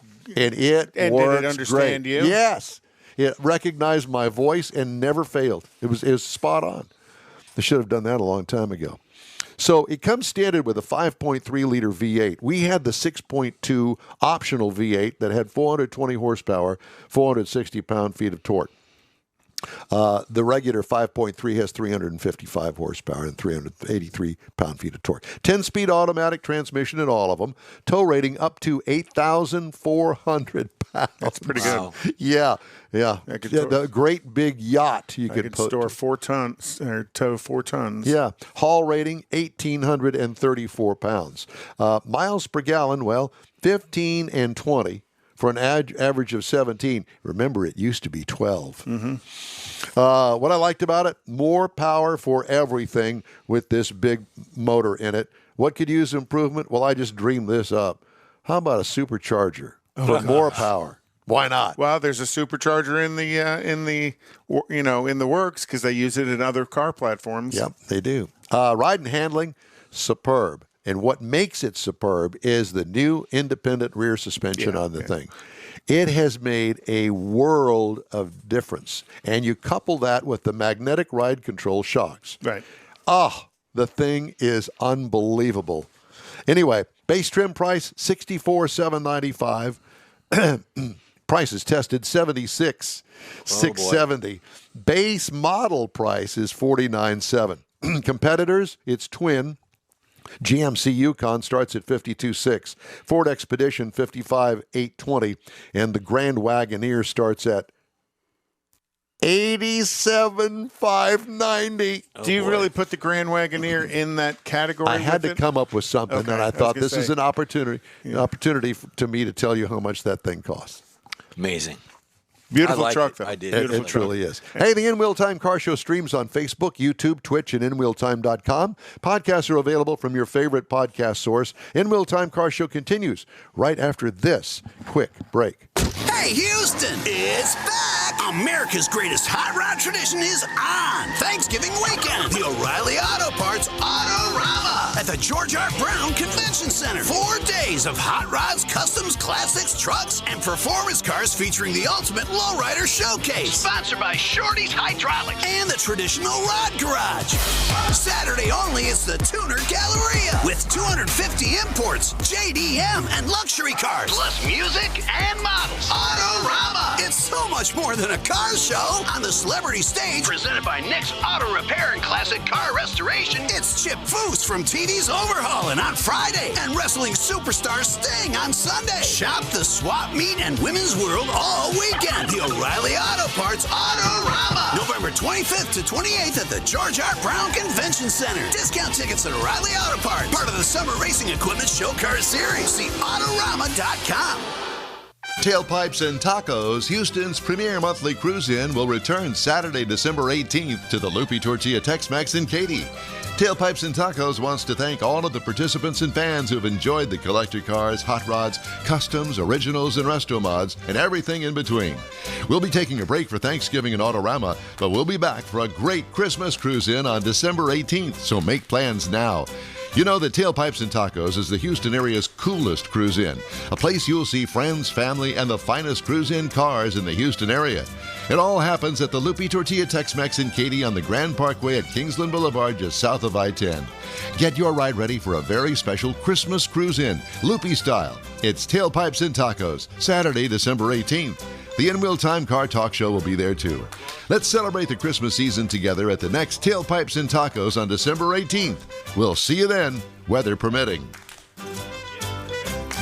Gulf Coast Auto Shield has moved to a more convenient location. Now you can visit John Gray and his staff of dedicated professionals at their new shop on the South Sam Houston Parkway between Belford and Airport in Southwest Houston. Gulf Coast Auto Shield is the best at paint correction and ceramic coatings. Clear bras and custom wraps are specialties that only Gulf Coast Auto Shield installs with award-winning accuracy, and all their services come with a warranty. Lamborghini, Aston Martin, Porsche, and Ferrari owners depend on Gulf Coast Auto Shield for their specialty services, and you should too. The In-Wheel Time Corvette and Cutlass have both been massaged by Gulf Coast Auto Shield, so isn't it time your vehicle visit their new shop in Southwest Houston? Call John Gray today at 832-930-5655 or visit online at gcautoshield.com. That's gcautoshield.com.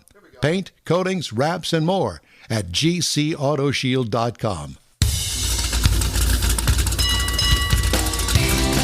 Celebrating 10 years of award-winning car talk, this is the In-Wheel Time Car Talk Show, your weekly go-to all things automotive place. Coming up, this week's events calendar. Looking for something to do, we got it for you. Conrad has This Week in Auto History, and we'll get you updated on the stories making car news this week. Howdy, along with out of his chair, Mike Out of This World Mars, King Conrad DeLong, Jeffrey Zekin. Yep. No. My mic on? Yeah, I you do. got me. Thank you. But you guys have been fooling around over there. Well, we've had some technical issues. None of this would happen if I don't know what it. What is it? Why is it that every week there has to be some sort of a technical issue? Well, this one Satellites. is Comcast related. Yeah. That all of a sudden during the show, the internet Tanks. feed went down, and I think the funnel of how much you could put through the Comcast. We're pipe- not connected to Comcast. We were on a hotspot. We're on a Comcast. We were on a Comcast hotspot. No, not Comcast. You were on Verizon or T-Mobile or one of those. Somebody's internet got overloaded. Stop it. Whatever you're doing out there, stop it. Stop it right We didn't have now. these issues when I was at the board. That's correct. No, we did not. We had a different set of issues, apparently. I was not witness to it, but apparently a lot of other people were. Can I get a witness? Can I get a Can I witness? get a witness? Amen, brother. By the way, speaking of that, I have to tell you, side story. Okay. I went to see the Broadway play Sister Act Oh, that's with right. my daughter Yeah. last Sunday. Oh, my gosh. What a great play that is. Did you like that? Musical. Yes, I did. Well, I like the movie. If you like the movie, you're going to love this.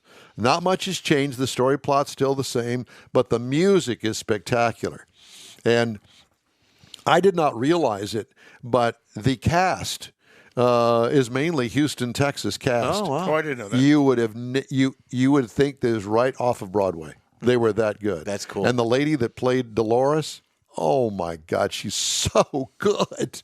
She is so good, fabulous singer. And my daughter told me, she says, Dad, she appeared on, I don't know what it was, not Dancing with the Stars, one of those other Singing singing, talent shows, yeah. Sound, and she won. America's Got Talent or something One like of those, and Great. she was spectacular. Huh. And it's this is the last weekend for it, so if you get a chance, buy yourself a seat, go down there. You will truly enjoy it. That's cool. Yeah, it really is. All right. I tried to get to this last week, but needless to say, I wasn't here. I was called out to work, and I had to go to the job that actually makes me able to do this. Lets you and afford this wonderful studio. Madison or mansion compound Madison here. Avenue. Madison Avenue, yeah, mansion compound. down here in Sugar Land, Gated Texas. compound. Gated compound. Right? Yes, gated compound. Just off camera, there's wall shackles and a rope over there. What kind of shackles? Wall shackles. Wall shackles. Shackles on the wall. I see. Not ankle or wrist shackles. That could be, yeah. Yeah. Just hang you upside down. Something That's upside right. down. Well, it's nothing unusual. Oh. All right. So a couple of weeks ago, actually it was week before last, that Ford Motor Company, sent out this thing that Ford is going to start building the Bronco DR. First ever limited edition production desert racer DR. What are you doing? Well, we're listening to your story about the Bronco Desert Racer. No, Mars is leaning over here like he's going to kiss Jeff or something. Yeah, well- It's like, what in the world? Well, it is Well, nobody's watching them. Yeah, so it is go ahead, 9:30. talk. As long as they're watching you, it So- don't matter. yeah. Okay. Every day at 9:30. So, at any rate, called the Desert Racer, and it is designed to take on the Baja 1000 with V8 power. Okay, that's the headline. There it is right there. They're only going to build a limited number of these things, the initial run of 50 vehicles. Now, granted, it does cost $200,000. Whoa. And they will sell out of them. Oh, If they they haven't probably already. I was going to say they You're going probably to have to be on a list of Yeah. people connected. So it is targeting to be the most powerful production Bronco ever built. Needless to say, it will have a Coyote 5.0 liter V8 engine that's targeting more than 400 horsepower. Nothing's official yet on any of this, but this is their initial PR move, okay? This is one bad to the bone mother, shut your mouth. You know what I'm talking yeah. about? Talking about shaft. It's hauling donkey. It is hauling No, donkey. it's hauling Bronco. So let's see. The Bronco DR prototype will make its race debut next year, targeting entry in the 2022 Score Baja 1000, wearing Ford Performance red, white, black, and blue livery, honoring the Baja 1000 victory back in the day. The first 50 units of the 2023 Bronco DR will be available for sale in late 2022 with a starting price in the mid $200,000 range. Okay. You just keep rolling those photographs. I mean, it gives you an idea of. But this goes back to Ford's history of the Bronco. The original Bronco was like a 4-cylinder only, and then an inline 6-cylinder. Look at that. And then they offered it with the V8, and the Bronco, to this day, the original short wheelbase Bronco is still a very popular car at Baja. And yes, is there a big driver name behind it, like a Robbie Gordon? No, they haven't gotten that far yet. So they're going to develop that same history with it says here that the Bronco. collaboration between Ford Performance and Multimatic, who's the company that's actually going to build this racer, continues the Bronco Desert Racing legacy that dates back to Rod Hall and Larry Minor's never-repeated overall Baja 1000 win in a stock Bronco in 1969. With a 302. Yeah. So it had a 5-liter V8, just not the Coyote and all the hot rod pieces that this one has. It has a Haas suspension system. Okay. Adding positional selective DSSV dampers with 80-millimeter bodies with finned fluid cooling channels, as well as Multimatic designed billet aluminum lower control arms. Compared to a 4-door Badlands Series Bronco, Bronco DR is targeting 55.1% more front suspension travel at 15.8 inches and 58.6% more at the rear 17 inches for remarkable capability over nearly any terrain. Hello. Well, and that's purely to go racing the Baja 500. It rides on 37-inch BF Goodrich Mud Terrain TA KM3 all-season tires and with beadlock wheels. This is made for strictly racing. It's not available for street at all. Well, and it wouldn't be the Ford's first venture into building vehicles that are not streetable. Think about the Cobra Jets that they build for NHRA. Yeah. Let's see. DR is fit with tested and proven 10R80 transmission and electric shift-on-the-fly transfer case that they actually use for the Ford F-150. The torque is transmitted via independent electronically locking front and rear differential with 470 drive ratios. Yeah, 470. Can you imagine how that engine must scream? Large intakes on the upper sides and another on the roof provide additional cooling air to the rear-mounted radiator. 65-gallon fuel tank rides below the cargo area. Lower the center of gravity. Bronco DR carries over the four-wheel disc brakes from the production Bronco and adds upgraded pads. That says a lot for the stock stuff. The strength of the production brakes. While the electric power-assisted steering system with upgraded inner tie rod joints makes for increased articulation. I like that articulation. Do you do too? Yeah. I do too. You and me both. It's too close to tickle. Oh. He's the guy that's on the drunk show where they make the liquor. Moonshine guy. Moonshiners. He also does a barbecue show, too. Does he? Does he really? He really does? It's Moonshine and Barbecue. It's on the same channel. It's on the Discovery Channel. More than a muscular fiberglass race body that builds on the heritage-inspired style of the 6th-generation Bronco, behind the resin transfer molded, or RTM, fiberglass body panels, the Bronco DR retains the 4-door model's frame and body structure. For desert racing optimization and weight saving, the air conditioning system, other interior amenities, and all the glass have been removed. Well, let's hope so. But I just thought that it was an interesting story.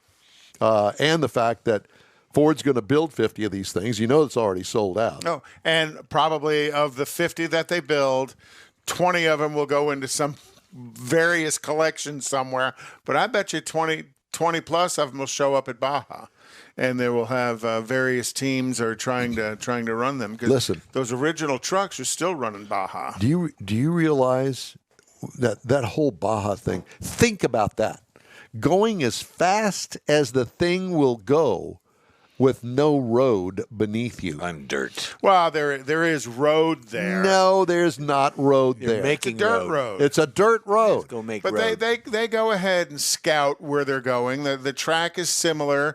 There's thousands of people lined up on the side, building ditches and jumps, trying to ruin your day, and they get caught doing that. And so that is going to not scare the hell out of you? Every day. Every day. Yeah, here I am doing 120 miles an hour, and they built this jump that's out of sequence, and I'm going to endo. You know, Yeah. you can see the videos. End over end. I mean, this is crazy stuff, that off-road stuff. Yeah. You know, do you remember the off-road? It was a series, and they went to different stadiums around the United States. Yeah. And it was televised, a lot of it. Super truck. Yeah, they still do. Stadium racing. I don't think that they have a real circuit anymore. No. I know that back in the day, they came to the Astrodome. Right. And Exhibition type. well, no, it was No, it was competition. Yeah, there was full-on competition. Yeah, absolutely. And I remember in the L.A. Coliseum, they came out from the top and down, Yes. down through the God, stands. I and love that. pretty crazy stuff. Yeah, it was. And I'd love to see that again. I'd go to see that because it's within the confines of the stadium with all the jumps and the tunnels and turns and everything. I mean, that is some crazy stuff. It's not at all like monster trucks. Not at all. No. This is serious side-by-side racing. When you mentioned monster trucks are tonight and at the Lone Star Convention Center in Conroe. So it'll be a little smaller than going to the Astrodome. Go to Lone Star Convention Center. They have Seriously. monster truck racing there tonight. I appreciate the monster trucks, and I know that the kids do. I know if I were a 10-year-old boy, I'd be all over that. But I'll have to get one of my workmates took his 3-year-old son to the monster trucks that were here at the Astrodome recently, and I'll have to ask him if I can post the video of his son watching these trucks and how his eyes just kind of bugged out, and you just see this joy in his face, and you can hear Jacob in the background going, "Oh, he's a fan for life." absolutely. And those are alcohol injected. Yeah. Supercharged engines. I mean, those are pretty loud, Very loud. loud vehicles. Yeah. But I can just imagine as a kid, especially, 5, 6, 7, 8, 9 years old. Oh, my gosh. I'd have been so all over Took that. Jason and I used to go to those. Did you? Yeah. Yeah. But that off-road racing, that stadium racing thing, I wish they'd bring that back. I just thought that was the cat's meow. they do have. You had mentioned Robbie Gordon earlier. They do have a series that's run generally in conjunction with some of the IMSA races. That are these. Not stadium trucks, but there are these purposely built trucks, and they bring out these steel ramps, Yeah, on the concrete, and they yeah. catch these, 120 foot long jumps off of these steel ramps. gotta be in on the these trucks. straightaway. Yeah, well, yeah. But but that's some pretty crazy racing as well. That they're actually road racing, but it's not off road, and there's no dirt involved. It's all asphalt. Crazy stuff. Well, at any rate, congratulations to Ford for doing that. And I was talking to another friend of mine about the new Bronco because they were interested in it. And I said, get one. I love that I'm starting Bronco. to see a few of them on the road. Oh, my, not the Bronco Sport. No. Give credit where credit's due. I like the Bronco Sport also. But that Bronco, that is the cat's meow. I'm telling you. So how long before you think they do an EV? It's probably already built. It's probably already the done. full electric. Yeah. Oh, absolutely. It's done. I'm sure that they actually designed the setup As so they it'd be would- To very accept easy EV. to drop one in there. Considering Plug and Hummer play. and Rivian and Yep. all of those are Absolutely. bragging about their off-road capabilities. So how do you get an EV to go 1,000 miles? Well, I don't know about long desert cord. racing. You know that's going to be in the plan. 1,000-mile extension cord. There you go. Nice. I like it. Sure, that'll No, work. they'll do some kind of battery cartridge. Plug into the cactus. Yeah. they And do it, change Truck out. pulls in, they recartridge the battery, Yeah. the battery set in it, and off he goes. Yeah, I imagine that would also be part of their plan. The in chase future. vehicle's diesel. Matter of fact, I saw one of those the other day, and more people are posting that, where somebody runs out of juice in their there's a electric, generator. and there comes the tow truck with the generator pulling behind it to plug it in for 30 minutes. AAA. Yeah. If they're smart. The question is, how do you carry 220 on a tow truck? But I guess they do carry 220 because they With do the generator. Well, with the generator, but they do welders on the back of trucks, so they'd have the amperage to put out to recharge you. Hold on tight. Let me hold on over there because I'm not going to hold on to the metal truck while I'm And bumping don't stand 220. in the water. Yeah, excuse me. I get hazard pay if it's raining when you got me to come out here to jump. Hey, man, I sure do like those platform rubber boots that you've got on. Well, they're for a reason, so I don't get electrocuted. Yeah, I have to test them every 6 months and replace them every other year. Yeah. Well, when I go into all these car dealerships that are doing EVs, they literally have to rope off. When they're working on that component to the vehicle, they have to rope the area off with stuff that's provided by the manufacturer. They have to wear special gloves, and those gloves have to be tested so often for current transfer and then replaced. I think it's every 18 months, but they have to be tested every 6 months and replaced. So the safety is a big issue when you're working on an EV because that kind of voltage and amperage will kill you. Will kill you. Instantly. I couldn't tell you how many times I've taken, 30, 40, 50, 60,000 volts on a spark plug, but there's no amperage. The voltage doesn't kill you. The amperage is what kills you. The voltage is just what gets you. You had me at rubber gloves. Oh, yeah, absolutely. Yeah. But so I imagine even those people that are going out to jumpstart these vehicles or to try and power them up, they've probably got to take a course of some kind, a safety course. At of least some safety. kind, to make sure they understand what they're doing. You want to do This Week in Auto History? Well, I let's know roll that, up for you big have boy. that, don't you? Yep. Jeffrey? Yes, sir.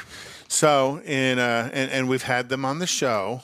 Oh, Lord. And we talked about it a little bit this morning, and that is the official numerical designation of the Will Rogers Highway of Route 66. It's Route 66. Route 66. I'm a Yankee, forgive me. Route Yeah, you are. 66. Route. In 1926, Route 66 was given Route 66. The whole 2,448 miles of it from Chicago to Los Angeles was given its designation. And it was actually used as a huge trucking transit highway because it dipped down under the bad weather that you could get if you were trying to cross through, Nebraska, Wyoming, and Utah and stuff. So, Route. And then the symbol. Go ahead, flip to the next one.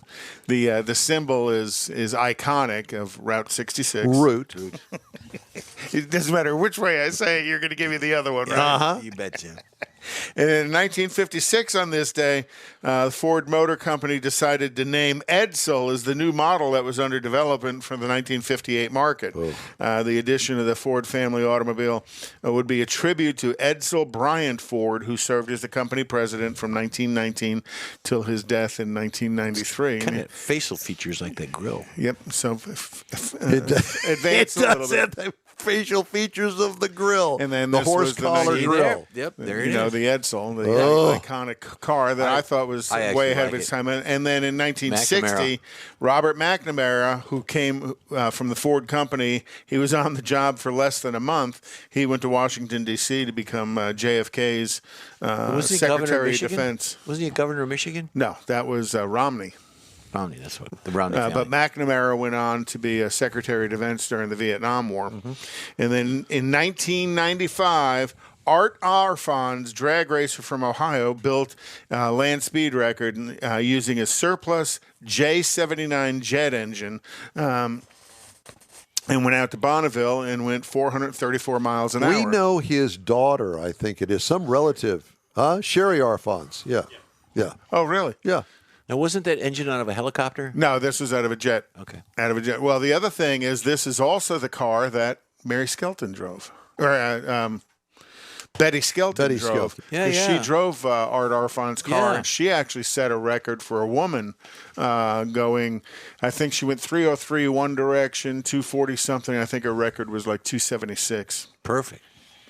I remember when all that started back in the day, and that was like, wow, he went that fast. And then, like a week later, Craig Breedlove beat Arfon's record, and then Arfon's beat Breedlove. Back and forth. And then Gabelich jumped into the middle of it. When will it stop? And then Noble, the guy from Great Britain, there was about 4 or 5 guys that kept on doing this. Nice. It's Who pretty was crazy. it that drag raced was it Arfon's that did the Green Monster? Right. Yeah.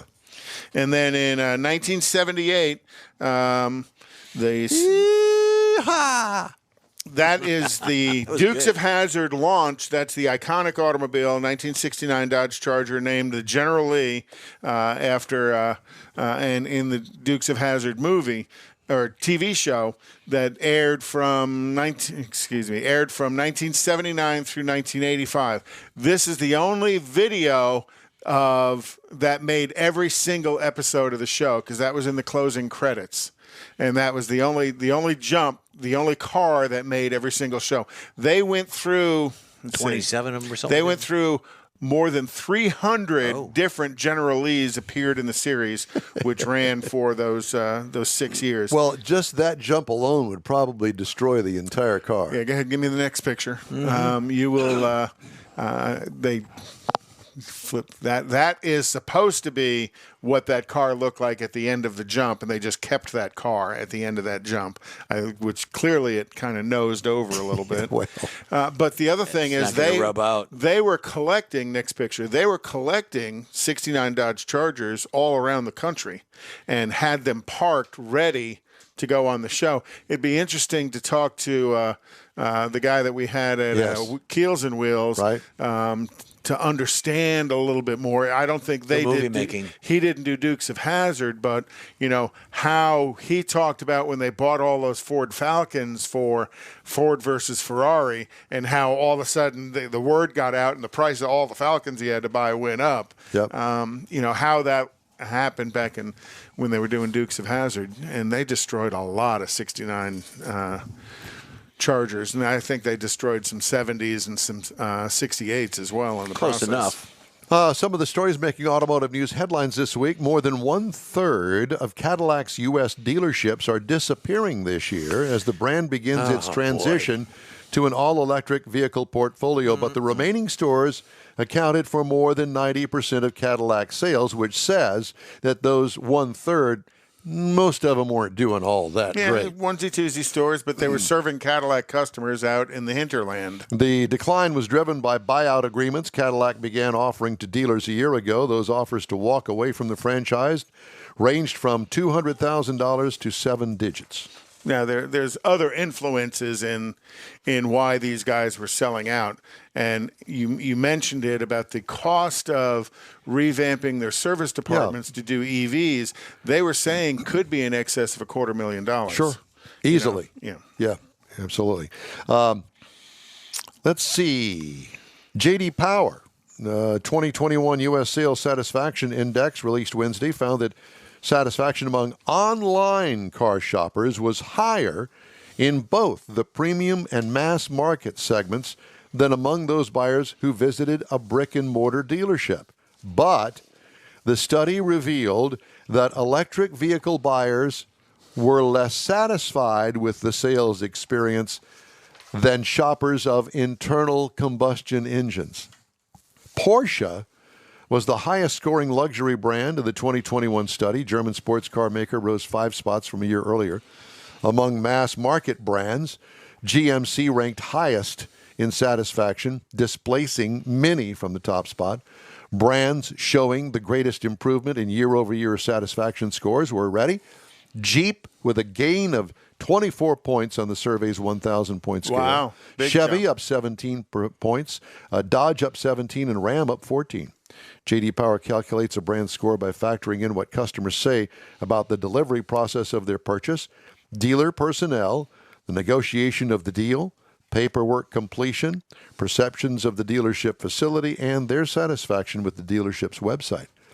Study surveyed 35,000 buyers who purchased and leased a new vehicle from March through May of this year. All right. A reminder that we'd love to hear from you. just shoot us an email. The address is info@inwheeltime.com. Time now for a quick break. We'll be right back here on the In Wheel Time Car Show. Hey, Houston, it's back!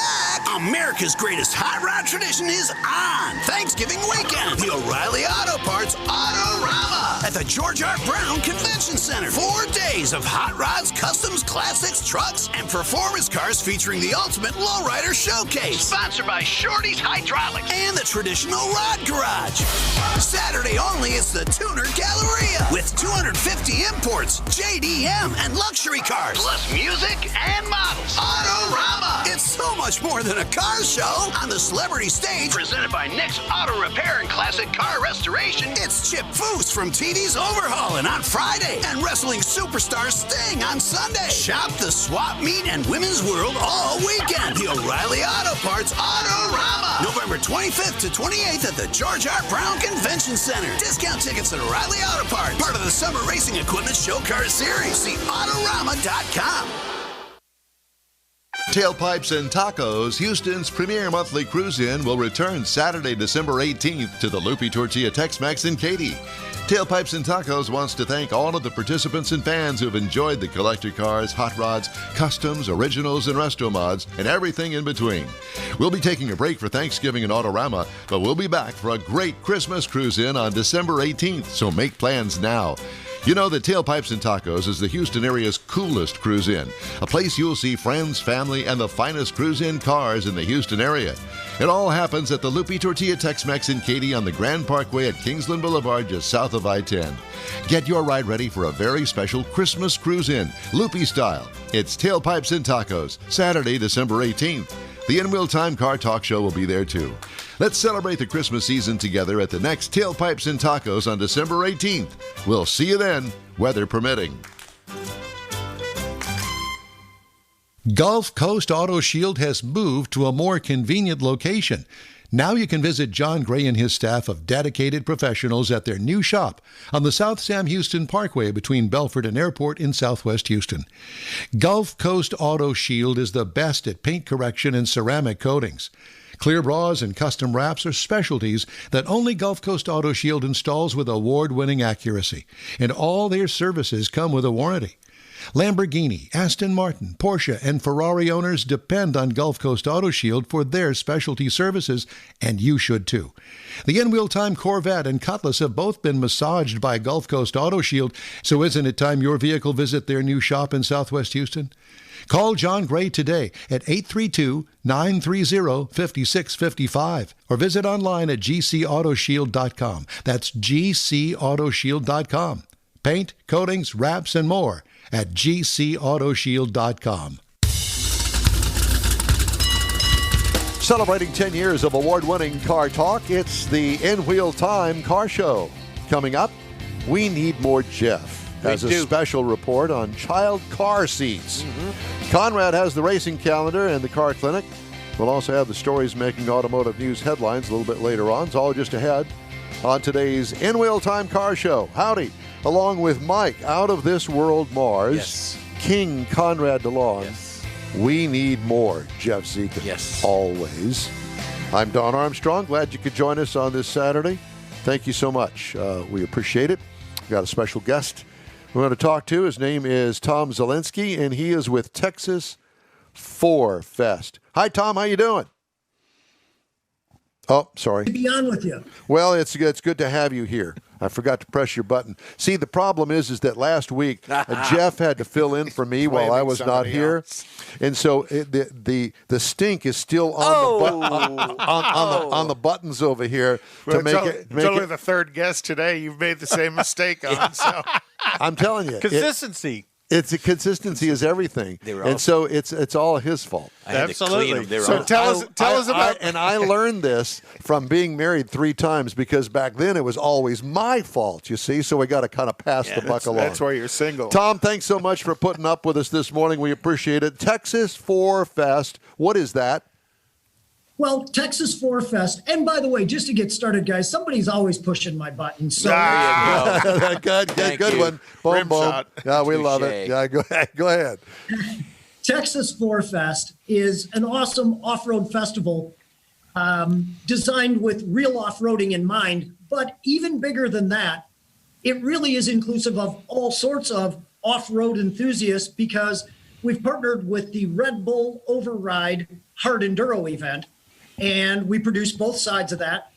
And it is really going to bring together both four-wheel off-road enthusiasts and two-wheel off-road enthusiasts all in one place. So the folks can get out, do some awesome off-roading, bring their own vehicle, or use one of the Jeeps that are there for demonstration purposes and so on, and at the same time, see some absolutely fantastic world-class hard enduro motorcycle racing all in one big weekend. When is it and where is it? So the when part is December 3, 4, and 5. The racing activity and off-roading activity gets started kind of on Friday night. We'll have some fun little flat track racing and so on. But Saturday and Sunday are the big race days and big off-road days, when we'll have Jeep. And added bonus to this year's Texas 4 Fest is that Ram will be bringing their TRX performance experience. So you can go out with their pro drivers and do sketchy things that we won't describe on radio. Sketchy things. Yeah, we like sketchy. It's awesome. So the where is, it's at this really fantastic facility. And this is a new facility, not just for Texas 4 Fest and Red Bull Override, but a new facility to anybody for off-roading use. And it's called Rally Ready. It's a rally training and driving school just east of Austin, just east of COTA, which we all know so well and love. Yeah. And so it's very easy to get to.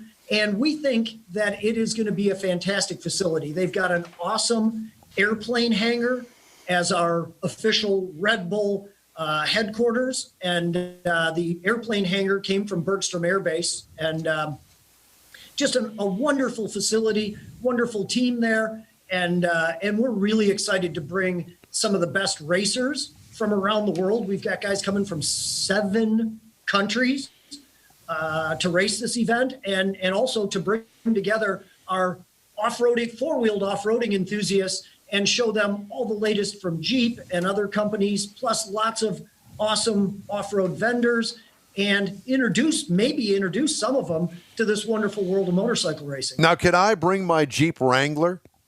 And We want to encourage you. And so can I participate in the activities there with my Jeep Wrangler? You're absolutely going to be able to participate, and that's half the point. There's miles of off-road trails to be explored. And the really cool part of these off-road trails for all the people that do bring their Jeep, and we certainly welcome everybody else, although Jeep is our title sponsor, but we welcome all off-road vehicles, including side-by-sides. But the kind of the cool part is there's 10 different locations throughout the facility and nearby all of these awesome off-road trails where you can watch the racing activities go on through the wood. Now, do you sign up for this? Do you have to pay an entry fee if you just want to be a spectator? How does all of that work? So it's very, very simple. You can go to Texas 4, like the number 4, fest.com. So Texas4fest.com. Register your vehicle, get signed up. You're dialed for the weekend. If you want to come as just a spectator, you can pay at the gate and just be a spectator for the day. You'll still have the opportunity to go out for Jeep rides and Ram rides and still be able to see a lot of the great racing activities and so on, even as just a spectator. But we love the idea that people will bring out their off-road vehicles and come join us and do some fun off-roading while they watch the racing. And that's what we've done with all of our 4Fest events, is made them very inclusive to all sorts of off-road driving activities. And we'll even have some off-road 101 instruction for those that are less experienced in the off-road space. Wow, that's pretty cool. So it's kind of like a school, and it's also a competition going on there, and it's pretty much any kind of off-road vehicle that you want to bring out there and give it a try. If you like off-roading, if you like dirt, this is your weekend. I'm going to be buried in dirt one day. Yeah, I just wanted to say that. We needn't jump the gun on that now. We've got a lot of fun to have between now and then. That's right. We do. So how much does this cost? So if you want to register your vehicle for the weekend, it's $50. And so a very inexpensive weekend of family entertainment. Agreed. We'll have fantastic barbecue on site. And on Friday night and Saturday night, we've got live bands and some celebrity pit bike racing on flat track bikes and so on. So that'll be really, really, really fun as well. And we've got some really cool celebrity racers coming. All I can think of is my toy hauler, bringing that out there, bring the toys, camp out the entire weekend, and immerse yourself in this event. Oh, yeah. And the flat trackers, they don't have brakes, or do they? No. Well, let's clarify that point. You're exactly right. And thank you for being a flat track enthusiast. They don't have front brakes. Oh, they have feet. But They have knees. Fred Flintstone, all the way. Yeah. No, the actual brakes on flat tracking are more aligned with pitch it in sideways and you'll slow down. Yeah, and de-throttle, and that's what's going to slow you down because you don't want to touch the rear brake on one of those when they're all... And you turn right to go left. They're all yawed out. So Tom, tell me a little bit about yourself and how you've decided that you want to get into this business of an event. Promotion. Well, that's an interesting and long story, and I'll narrow it down to just a minute. But I was a power sports and auto dealer, and frankly, like so many starts to businesses, we were sponsoring events and doing all this stuff. And one day I said, I can do it better than they can. Who knew that it would ultimately turn into what it is?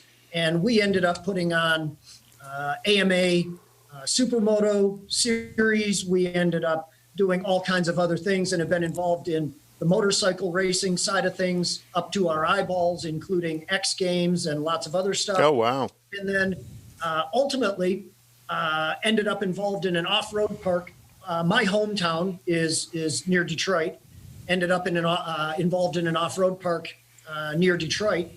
And that is where Forfest Events was born many years back.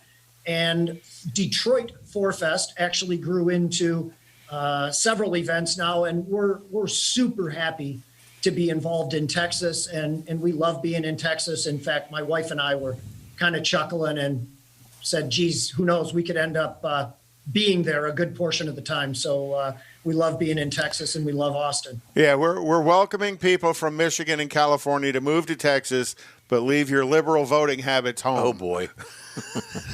Nice. Let's jump off that cliff. I can assure you guys of one thing. I will not bring any Whitmer here. Persuasions that won't be welcomed in Texas. Well, we'd love to have you then. Come on down. Whitmer. But, the fun thing is we got She-Jack. The family involvement that you're bringing to motorsports, so to speak. This isn't just, come and see somebody. It's come and do something. Be part of it. Yeah. Well, I think you hit on a really, really critical aspect of this whole concept, and that is we all know, at least those of us that are very involved in the industry. I do a lot of media work with a number of companies, vehicle launch stuff and consumer drive stuff and so on. We all know that traditional auto shows have certainly had a difficult time, particularly last year. But I mean, even if we exclude that, traditional auto shows, because they're not activity-based, certainly have lost a bit of traction, excuse the play on words. But, and we wanted to provide an alternative to that where people can come, be very active, bring families. Right. Let's introduce the kids to off-roading. I mean, they're the future. Let's get everybody involved in this thing and welcome newcomers, teach them how to off-road safely. We're partnered with Tread Lightly, and so we really like the idea of teaching people not just the safety aspect, but the respectful use of our off-road places and abilities. And goodness knows, again, not to dive off that political cliff, but there are elements out there that would like to shut down all this fun activity for us. So we want to do whatever we can to be respectful in that regard, but support it and do things to make sure we continue to have places to off-road. And by engaging the family and the children, you're growing your audience as opposed to, here's your set audience and that's all you ever get. You're expanding your audience by bringing the kids into it. You're going to have vendors there? Oh, yeah, we'll have a lot of vendors, and I could rattle through the whole list. No, it's okay. But I just, throw a couple out if because you need for me as an enthusiast, I want to see the people that are basically I've bought stuff from that's on my Jeep, see what else they've got, and we us car guys, we always steal ideas from other people's cars, and hey, I can go buy that right over there. I like that actually. Yep. It's a wonderful part of the whole experience, and listening to you talk about bringing the family in and all that. We were very fortunate in Detroit. We had a great motorsports and automotive panel that came together, and one of our great guests was Dr. David Gorsuch, who is the chief scientist and commander of the Ground Vehicle Systems Command for the United States military. And he brought his family out and was just taken aback by the whole idea of how much fun his kids and his wife had going off-roading. And I think it makes a great point about bringing the family in and showing them everything. And yeah, let's put some more accessories on our vehicles. Jeep is going to roll out a huge display of stuff, and including some concept vehicles, which is really cool. So did General Gorski bring a Jeep, or did he bring an M1 Abrams? And try as I might, we did not succeed in getting him to bring an M1 Abrams. But there's always next year. Yeah. What? Thank you. And we hope that next year, I don't want to get the cart in front of the horse here, but we hope that next year our engagement with the U.S. military and specifically the Ground Vehicle Systems Command will continue to expand, and that we will see some really, really cool hardware. We can't fire weapons or anything, but we can definitely. Damn it! You come to Texas and do that. Think about when next time you do come to Texas, Fort Hood, which is cavalry, is in Temple, which is just north of Austin. Yep. They could drive a whole bunch of M1s down for you. And there's a company that also you can go out and drive and rent and shoot from a tank. Yep. There's all that. But it's not the U.S. military. No, it's not the U.S. military. But yeah. But nonetheless, maybe that'd be a great attraction to have at our event. We could fire cannons from a tank. There you go. I like it. Don't forget, Conrad gave you that idea there. Yeah, correct. No, there'll be a credit at the bottom of that page. Write my name on the shell. Exactly, on each one. And have some PT Cruisers out there as target practice. Sponsored by Conrad DeLong. Boom. That's right. Well, we're real excited about you guys coming to the Austin area and introducing us to the rally, the rally park, rally ready. Park there east of Circuit of the Americas. That sounds pretty cool. What is it easy to get to like off of 290 or something? So well actually if you've been to Coda, that's on 812. Yep. And the big entrance is on 812, and literally you drive past Coda by a few miles, turn right and start driving in. Oh, I see. Okay. So really, really simple to get to. We've got camping all weekend. So back to your point about bringing the toy hauler, excellent idea. And we will have loads of activities for people and great food and fun music. And you guys know anything that Red Bull is involved in usually goes off, and this will be no different. You are missing one thing. Uh-oh. Alcohol. No, well, there's always that, but no, you're missing having the in-wheel time car show out there. Oh, yeah. Do a live remote. How did that happen? And let me extend that invitation right now. If you guys can make it, we will provide you with whatever you need to do your broadcast from there, and we will put you in. Back to my word, sketchy. We'll put you in sketchy vehicles and make you do things that make. I was waiting for you to say we'll put you in some sketchy motel rooms. Oh boy! No. I want no responsibility for that. In vehicles, though, we're good. I got you. Bring your own cannon. Bring your own cannon, your Abrams, your M1 Abrams. Well, I have to tell you that I'm excited for you, and next year you'll have to send us the invitation ahead of time so we can make plans to make a weekend of it up there in the Austin area at Rally Ready Park. You bet.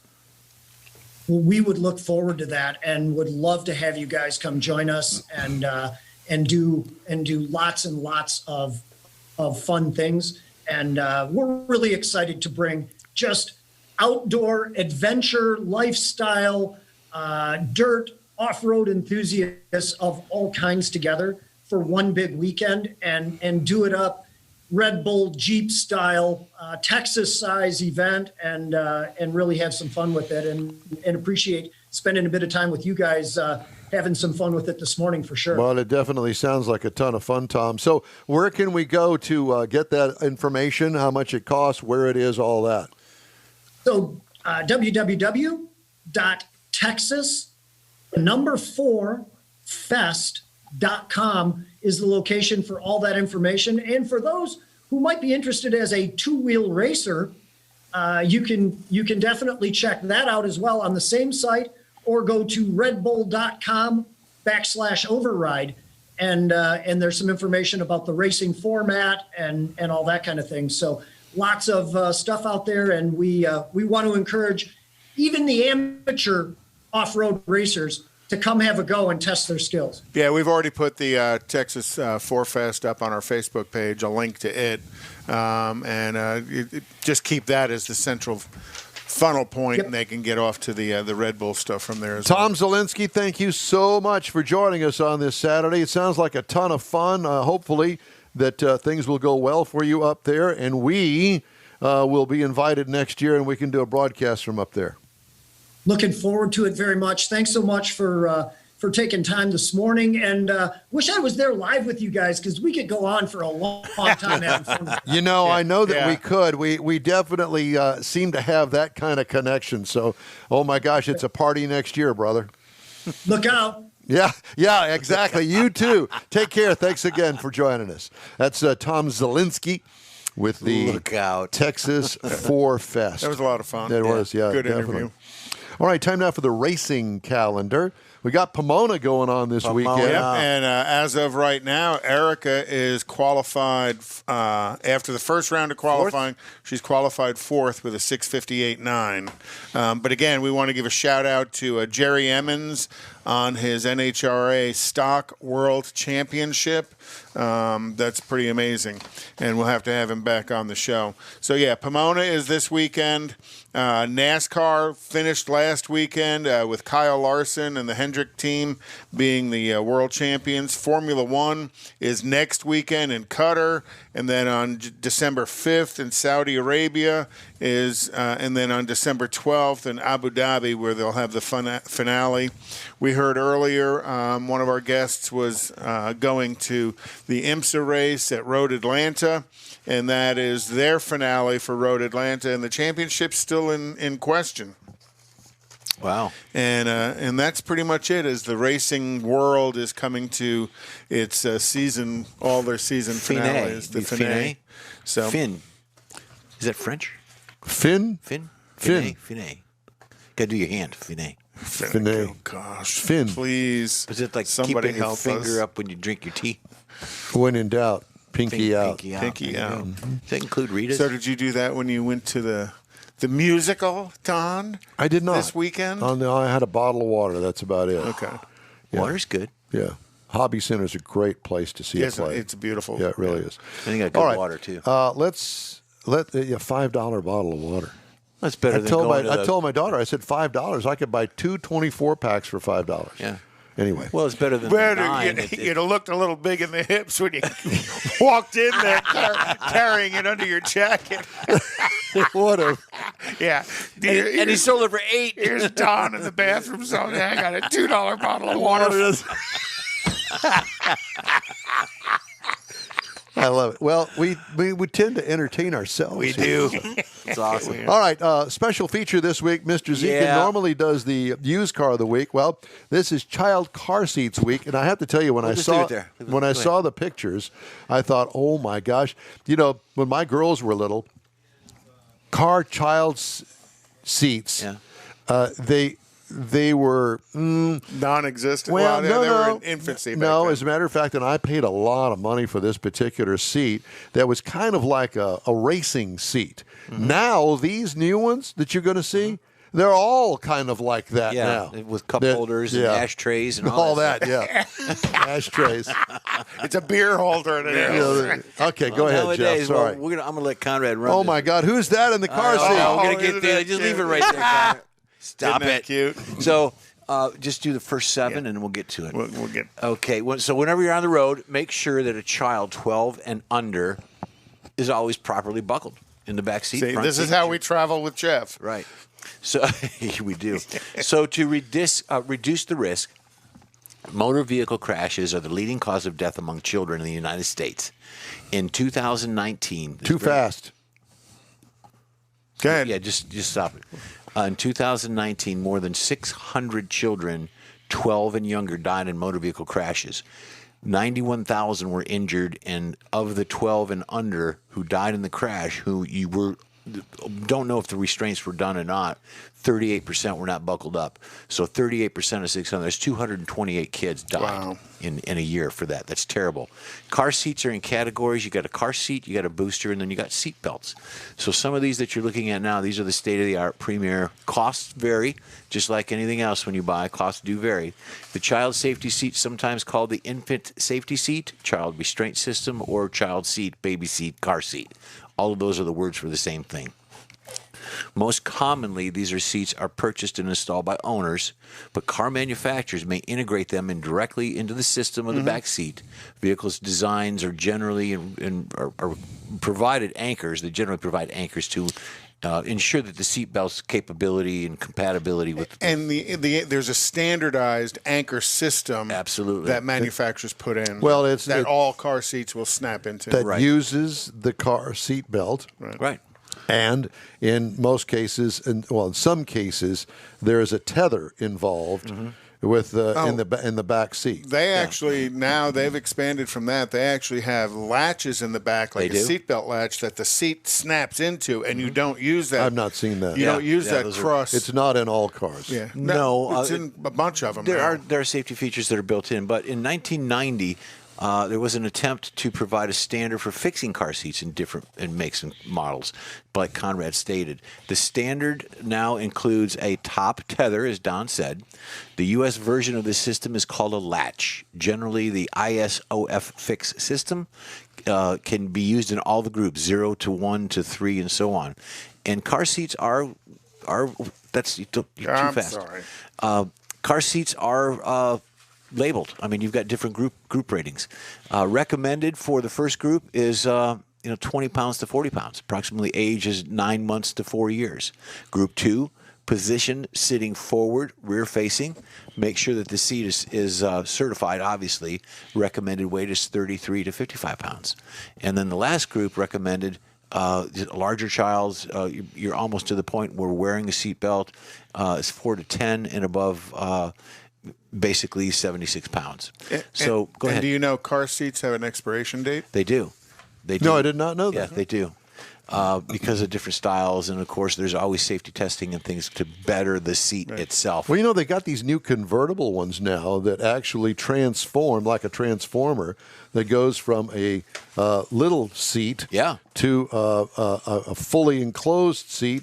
And it's a multi-purpose thing. So you buy one at a lot of money, right? And you keep it with the kid. And then they also have them where they become a stroller as well. I was going to just jump in. They do have it where they can be integrated into a stroller. Also, the car manufacturers, you know how we've got the rear camera backup, put it in reverse and the rear camera comes on. Now they're going to have, and some cars already have this, where you put it in park, there is a visual of 15 seconds of the back seat. Right. So that you do not leave. And some of them have a warning where Right. if Check when, rear when seat. you before you started the car, if you entered the back seat, there's a warning on the dash to tell you that, check the back seat before you leave, just so you don't leave your kid in the Okay, back. Conrad, roll but the car seats have advanced. They through have, the and years. the ones that we're going to show you now don't do this. These are not the ones to use, by no means. So Now we got pictures of Don when he was little. There you go. And, There's one. and his Do mom not- and dad sent this one. do not do that to your child. My mother's elbow was the car seat back well, then. that you stop the, put it in front of Conrad here, but don't do that. Don't hang your child out the But I window. think Don had dirtied himself at this point, so they kind of hung him outside. I think this is when you go to the place. The where drive-in the theater. exactly. Leave the And kid this one, outside. I think I had I one of these. remember those. Yeah, I Yes. do too. And I think that's me. I think so. so But that's yeah. why your hair's gone, because the cap Exactly. rubbed it all off. Just blew it all out the sunroof. But yeah, that's was standardized back then in the 50s and 60s. Don't do that. I do that to my suitcase and my briefcase in the car. So don't do that to your child. Some things you that's don't not want to right. do. Yep. And moving on to the next one is there you go. That's innovative. There, you take your seat from the house. You take your what do they call Chair. it? Chair. Well, it's a chair. Turn it High upside chair. down. High chair and Stick turn the upside kid down. in stick the the kid. cage. There you go. And The best off part we of that is that one's not electrified, so they can hold on to it. Moving on to the next one. That is can also it's a dual use. That is either a child or you can put your mother-in-law back there. Kathy. Yeah, Kathy. and the exhaust fumes. If that the Well, no, that was an That electric just puts Hyundai. the kid to that sleep. was electric Hyundai. No, that's a good one there. We want to take your kid hunting with you, family thing. Just Going mount on him on that. the Yeah, front of just mount your him on the back of your ATV. V. And of course, the originator of the next one would be the Takata airbag. Would be the oh my gosh, back seat. No, there's the Tanya one. they are that is selling, a child restraint seat. they right are there. selling dollar puffies at Los Tios. Just saying. I They think were all the waiters wore T-shirts last night Yeah, that it's a said dollar- that on there. dollar puffies. Dollar puffies. Yeah. And that is just be aware. Put your child in a seat. Thank you, Jeffrey. You're welcome. That was a fun review, Jeff. The In Wheel Time Car Show streams on Facebook, YouTube, Twitch, and InWheelTime.com. Podcasts available on your favorite podcast channel. In Wheel Time Car Show continues right after this quick break. Hey, Houston, it's back! America's greatest hot rod tradition is on Thanksgiving weekend. The O'Reilly Auto Parts Autorama at the George R. Brown Convention Center. 4 days of hot rods, customs, classics, trucks, and performance cars featuring the ultimate lowrider showcase. Sponsored by Shorty's Hydraulics and the Traditional Rod Garage.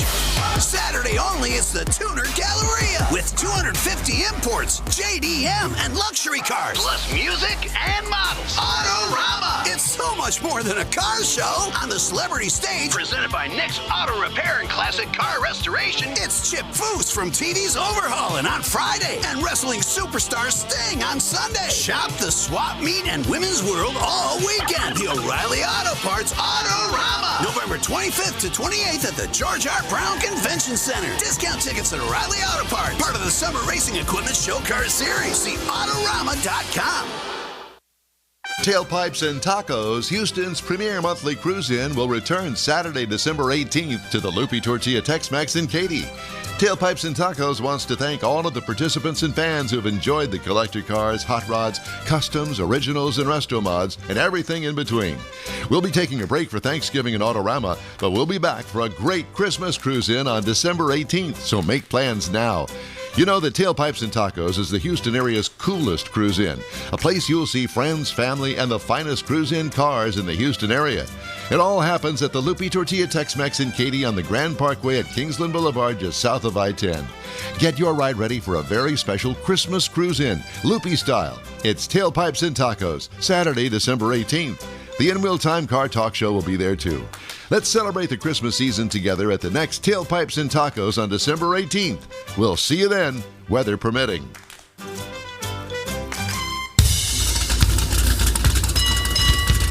Celebrating 10 years of award-winning car talk, it's the In Wheel Time Car Show. Conrad's going to have the car clinic this hour, and we'll have this week's automotive news. Howdy, along with Mike out of this world, Mars, King Conrad DeLong. We need more Jeff Zekin, and I'm Don Armstrong. Glad that you could join us today. If you wonder where Mars is, he's out trying to mess with the internet through Verizon or somebody. I don't know. He's climbing up a pole out there. He's climbing up something. That wire in his pocket. Yeah, anyway. But we do have another special guest joining us right now, and his name is Kyle Eckeisen. Did I say that right, Kyle? That's a tough one. Eckeisen. What is it? Eckeisen. Like Eisenhower with a kick in the front. Eckeisen. Eckeisen. There you go. All right. You know, back in the day in radio, when guys had weird names like yours, they gave them something like, Rowdy Piper or whatever it is. Maybe you should think about that. Well, be that cool guy that has the weird name. Call him Mr. Jones. Let's just call him Mr. Jones. Mr. Jones. There you go.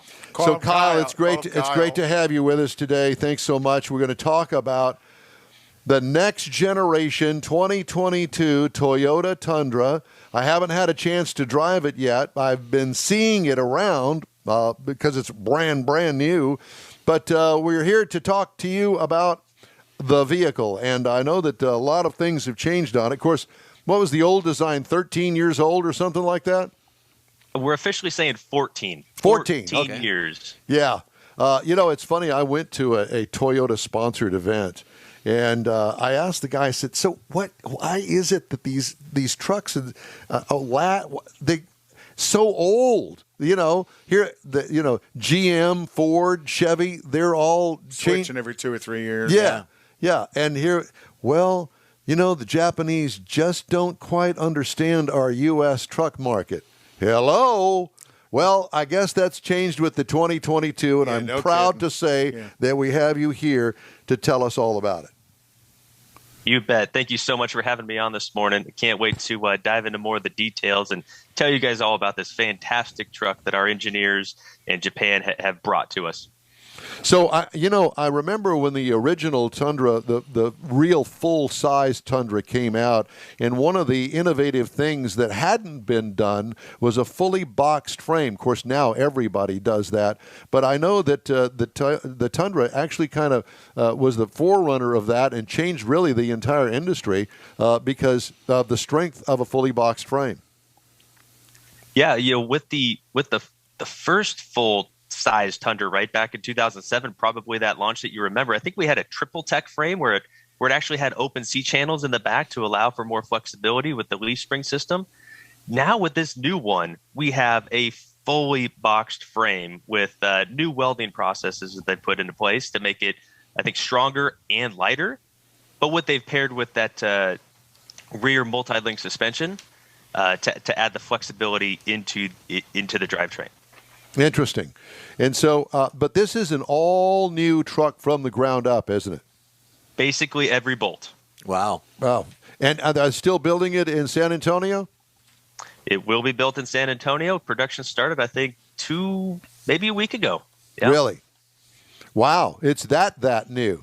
It is that new.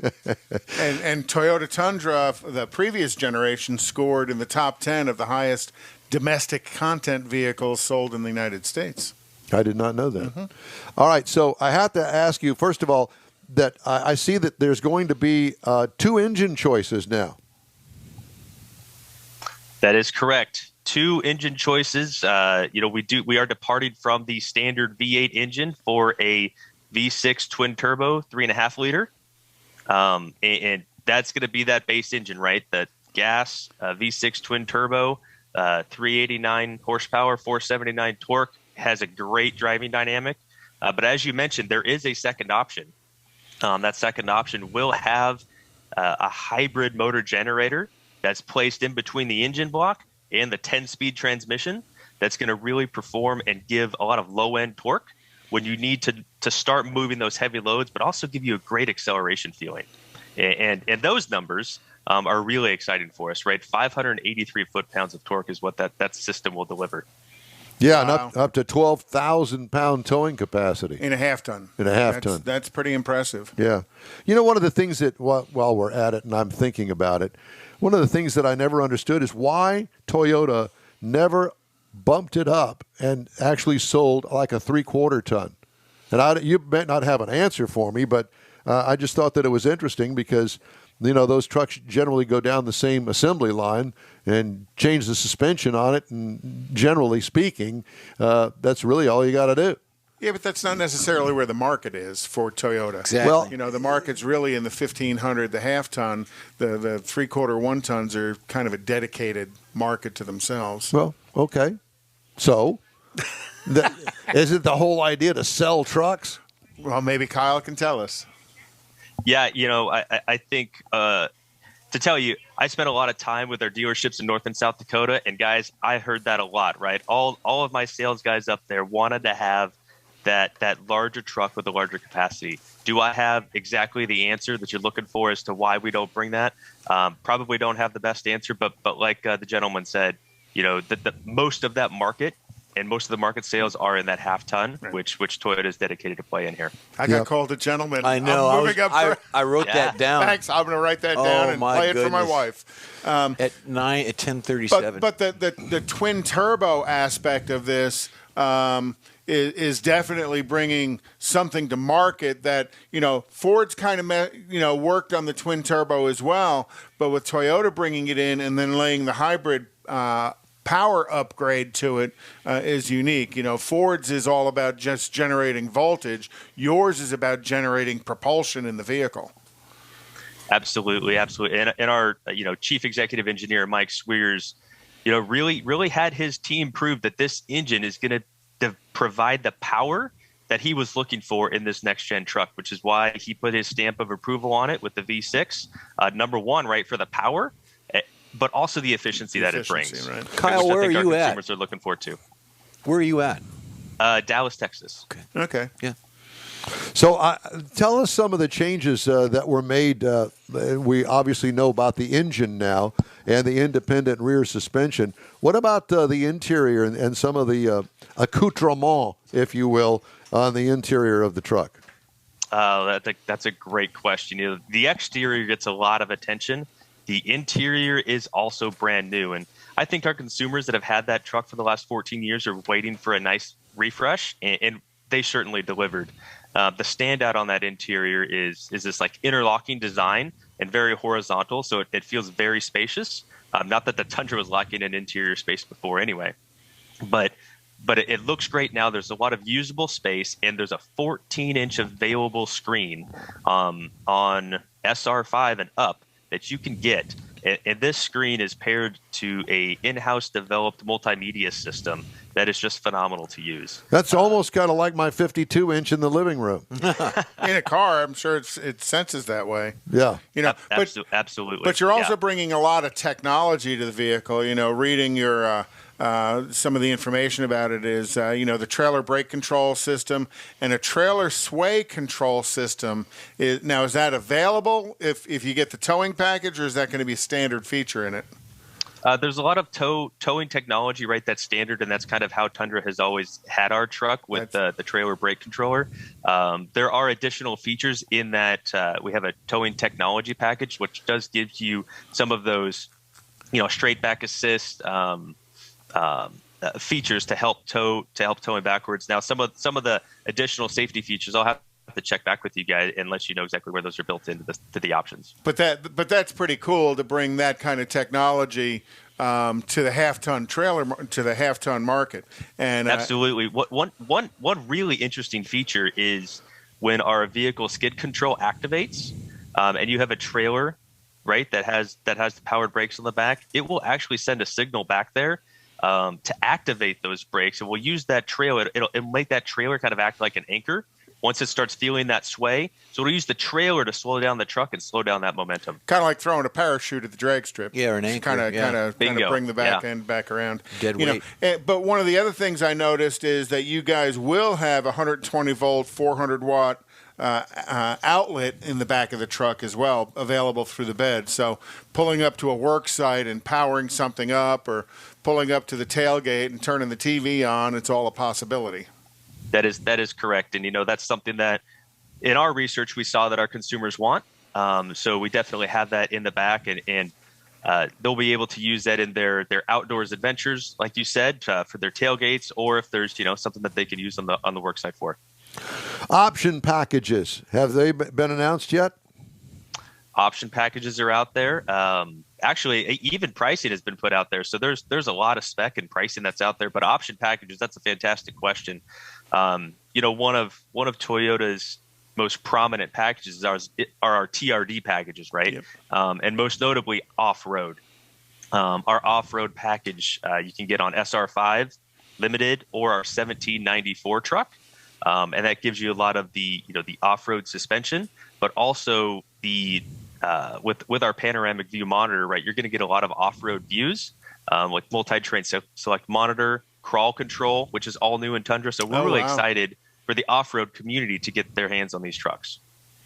And you're going to continue your premium level of the 1794 package as well. It's what I just kind of gathered from what you said. You got it, 1794, and then there also is kind of that brother truck, which is Platinum, right? 1794 has more of that Western feel to it, where Platinum is more of that sleek, maybe downtown, dark chrome package. But this is Texas. We like that Western feel. Yeah. So, there you go. That's why we have both of them. Have you been to Japan to talk to those engineers? That's an interesting question. Our main engineering unit in Mike Swears, they're based out of Ann Arbor, Michigan. So when we're collaborating with them, we've been up to Ann Arbor a couple of times. A square. And it's very local. Go blue? No, I'm sorry. A square. Ann Arbor. A square. I got you. Go blue. And then you're also bringing the internet to the truck as well. Absolutely. We have Wi-Fi on board now. Yes. All right. Well, I'm glad to think that things have progressed on the 14-year-old design, and we've finally come out with a new one.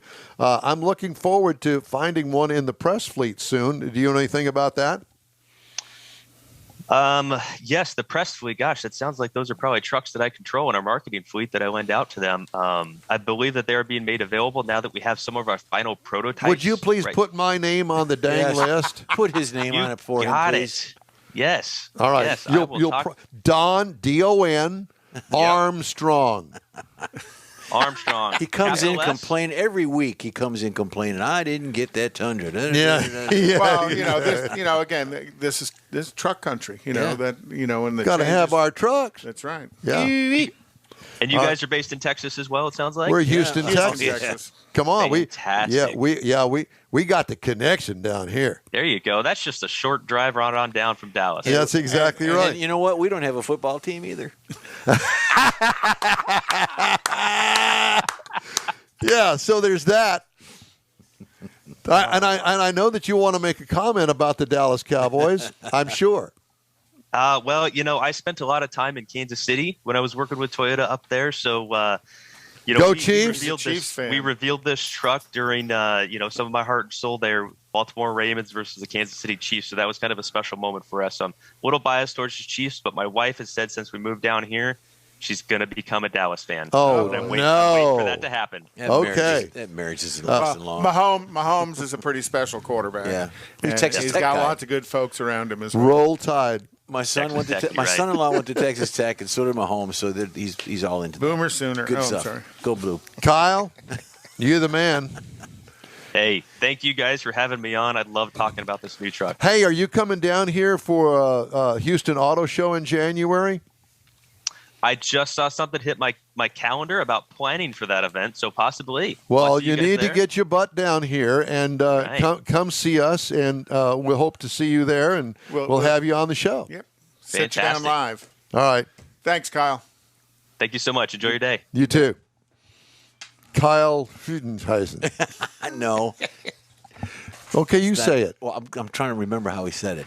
Eckeisen. Keckeisen. Eckeisen. It's Eckeisen. E-C-K. Okay. Heisen. Eckeisen. Well, thanks, Kyle. Thank you, Kyle. Okay. Kyle Tundra. Kyle Tundra. Thank you, Mr. What Jones. a great, that's it. Kyle Tundra. Mr. Jones. Mr. Tundra. And Mr. Tundra to you.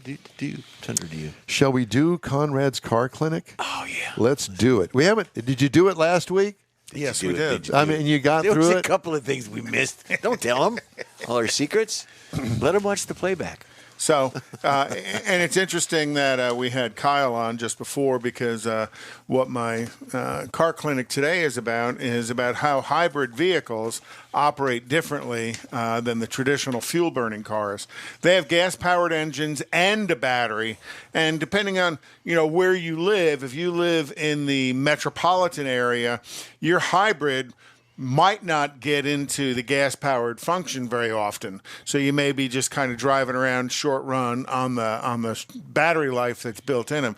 And most of the mild hybrids, the batteries anywhere from 25 to 50 miles. Oh, at the most. Yeah.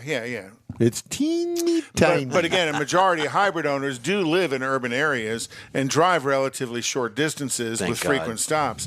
If that sounds good to you because you're going to save a lot of gasoline cost, it creates other problems. Your fuel stays in your tank for a longer period of time, and you have to deal with fuel oxidations. Hybrids are extremely fuel efficient, and using start-stop technology means you may only be filling up your vehicle once every other month, if you live in the city. And with that, you've got to deal with some of the issues that can come with corrosion inside the fuel system, as well as the fuel just going bad that's caused by the byproducts, and those byproducts will destroy things inside your fuel system. So keeping your fuel fresh in the vehicle is going to be pretty important. Another issue with another thing to be concerned with hybrids is when the engine does come on, it may not come on long enough to fully warm up. And with that, you get condensation buildup inside the crankcase and oil in the water because it never gets warm enough to evaporate all the oil out. So the engine doesn't run long enough to burn all that condensation out, and that can lead to moisture accumulation in the oil. And then you can start checking your oil, and it starts looking a bit like a chocolate milkshake because it has so much water in it. I like chocolate milkshakes. You will have to change your oil more frequently in a hybrid, mainly because of time, not necessarily because of mileage. So that hybrid oil change is probably going to need to happen more on hours of usage than it is going to be on the mileage of the vehicle. Is there an increase, or is there a difference in price with a hybrid oil change as there is with a regular? Not necessarily. The internal combustion engine, the oil change is relatively the same, but now you're talking about 0.20 and 0.16 oils that they're using in hybrids. So you're definitely going to be a higher price because it's all pure synthetic. Can you you can't put additives in it? Yeah. We BG. Where would you get some of those? Well, BG offers a hybrid engine service kit for both the fuel system and all the additive packages necessary to keep you from corroding, as well as for the God, I oil. hate corroding, although I'm doing it slowly. Yes, that's what I smell. That's eroding, not corroding. Hybrids are not a no maintenance vehicle. They are a little bit low maintenance, but you still have to do certain things about keeping them maintained so you can get that 100,000 mile use out of them. And just because hybrid needs special care doesn't mean that they're high maintenance, but they need a more unique type of service done to them. I know somebody that's high maintenance. He's sitting next to you. It's Don Buttons. No. There you go. Look who's back. I just Mars say, is back. Did you fix it, Mars? He fixed it. Well, I just wanted to say, if you've had problems receiving this broadcast again, blame him. But now that he's had an entire show on the phone with, who's it, Verizon? Yes. With Verizon. It looks like we're back up. What started out with Frontier, but it ended up with Verizon. Frontier. What is Frontier? Zoomed. Frontier Airlines or? No, Frontier is actually an internet provider. Oh, really? Yep. Never heard of That them. we didn't know Me we either. had. Anyway, so tell us what the problem was. Yeah, let's do that. You didn't pay the bill. No, paid the bill. Uh-huh. And I learned something new every day. I know that I you thought do. we paid for an upgraded line. We have unlimited. Uh-huh. Okay, so go ahead. And they Well, didn't turn but it in on. the fine print, we do have unlimited Up to a point. up Except to a not point. on up Saturdays. to 22 gig. Uh-huh. And you go over 22, then you ain't got Slam the nothing. brakes on. They slammed the brakes on, and our brakes got slammed about 9:08 this morning. It's when it happened. Yep. So So the you young need to lady, buy more gig. well, we've already got unlimited. But they still slam the brakes on. Yes. So who is our service We're only provider? allowed- Who is our internet provider so we can slam their brakes? Verizon. Verizon. But it's the unlimited. We still have unlimited. The problem is you're only allowed so much. But of it's the high limited. Speed. The high speed's limited. Yes. So it's what the young lady was doing. She because we were having so much trouble and we're So such do a we need a value customer. GoFundMe account? to She fund fixed us? this.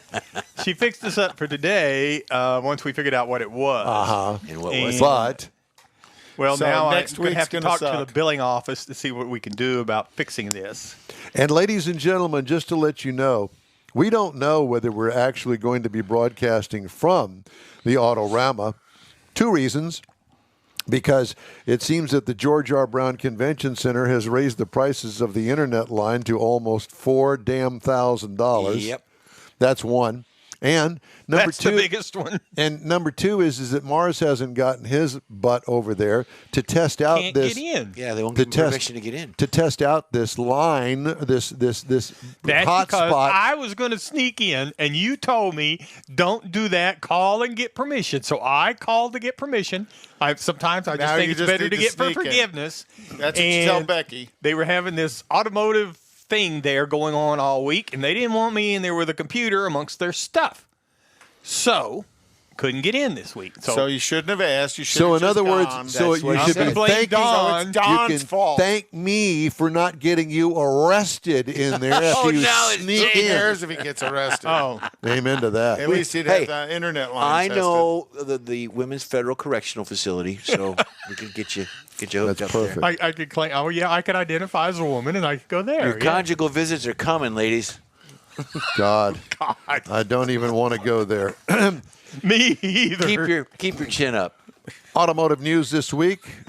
Ford late Monday teased photos of the 2022 Bronco Raptor Nice. through the Bronco Nation enthusiast website, giving the best look yet at what's expected to be a taller, wider, and more powerful off-roader than the base model. Go there. It's called Bronco Nation. Tesla has passed Mercedes-Benz for the number 3 spot in luxury vehicle registrations this year through September, according to data from Experian. The electric vehicle maker appears to have enough momentum to close the gap with number 2 Lexus and U.S. luxury leader BMW before the year is over. Where's Cadillac in all this? That's what I'm wondering. Tesla has been able to weather the semiconductor shortage better than some rivals, partially by using software for functions previously controlled by chips. Huh.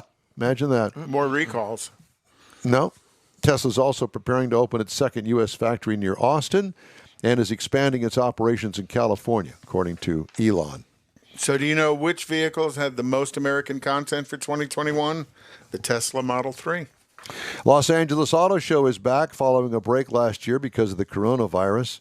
Automakers are going to showcase more than a dozen electric vehicles, concepts, and model variations. The reveals include 2 variants of Porsche's fast-selling Taycan sedan and new electric crossovers from Fisker and Subaru. Ever heard of Fisker? Yeah, a long Yep. time ago. They were an EV producer in the beginning of the EV world before Tesla, and then they went bankrupt, and then they've been bought and brought back as Fisker again. Yep. A lot of money. Okay. And wholesale used vehicle prices in October continue to unseasonably rise. Market analysis shows as demand remains strong and automakers struggle to build new vehicles. Cox Automotive's Manheim Used Vehicle Value Index, which tracks vehicles sold at Manheim's U.S. auctions, up 38% in October compared with the same month in 2020.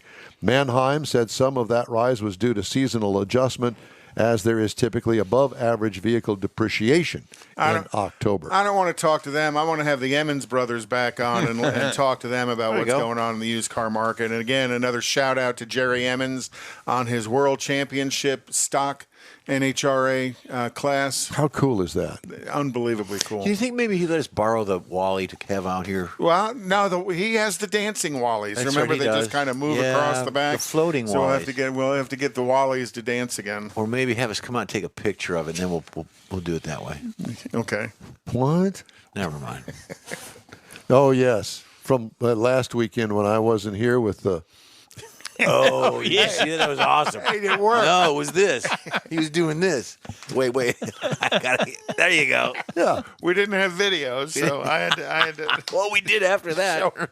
Oh, Lord. You know, at the end of hour 3, things go downhill rather rapidly. Okay. At the beginning of hour 1. It's time now to take another break, and we're going to close out today's show right after this. Hey, Houston, it's back!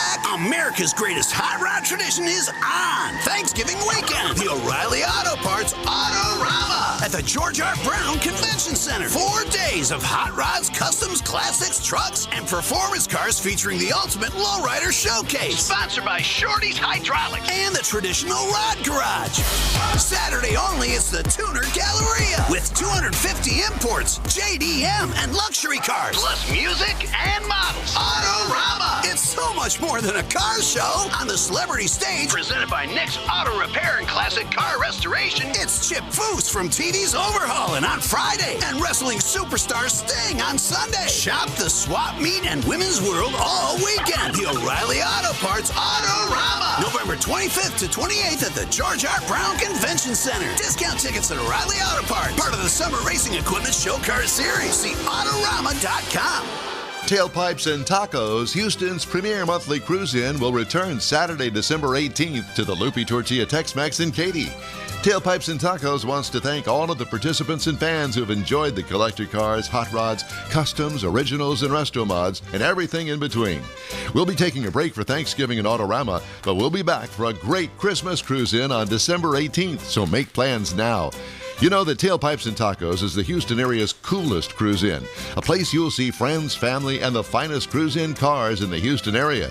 It all happens at the Loopy Tortilla Tex-Mex in Katy on the Grand Parkway at Kingsland Boulevard, just south of I-10. Get your ride ready for a very special Christmas cruise-in, Loopy style. It's Tailpipes and Tacos, Saturday, December 18th. The In-Wheel Time Car Talk Show will be there too. Let's celebrate the Christmas season together at the next Tailpipes and Tacos on December 18th. We'll see you then, weather permitting. Well, thank goodness. That's a wrap for another episode of the In-Wheel Time Car Show. Yay. Hey, when you're on our Facebook page, please give us a like, tell your friends about us, and share our junk if you would, please. You'll get Conrad's unicorn hunting features, along with all things automotive all week long. There'll be some fun stuff in there, too, along with upcoming events. The In-Wheel Time Car Show streams live on Facebook, YouTube, Twitch, and InWheelTime.com every Saturday, 8 to 11 o'clock Central Time. 30-minute podcasts are available from your favorite podcast outlet. Those are 7 fun to days a listen week. to. They really are. Special thanks to all of our guests today. The In-Wheel Time Chief Engineer is David Ainsley. Our Marketing Manager and Video Technical Director is We Need More Jeff Zekin. For Booking Agent and Podcast Programmer, Mike Out of This World Mars, and his Internet Star, and his royalty, King Conrad DeLong. I'm Don Armstrong. Thank you very much for joining us. Today's show is produced by the Ironbox Twins. What? Be sure and join us again next week for another fun time in car talk. Oh, boy. On the In-Wheel Time Car Show. Have yourself a great and merry week. Stay safe, and we'll see you next Saturday. Are you high?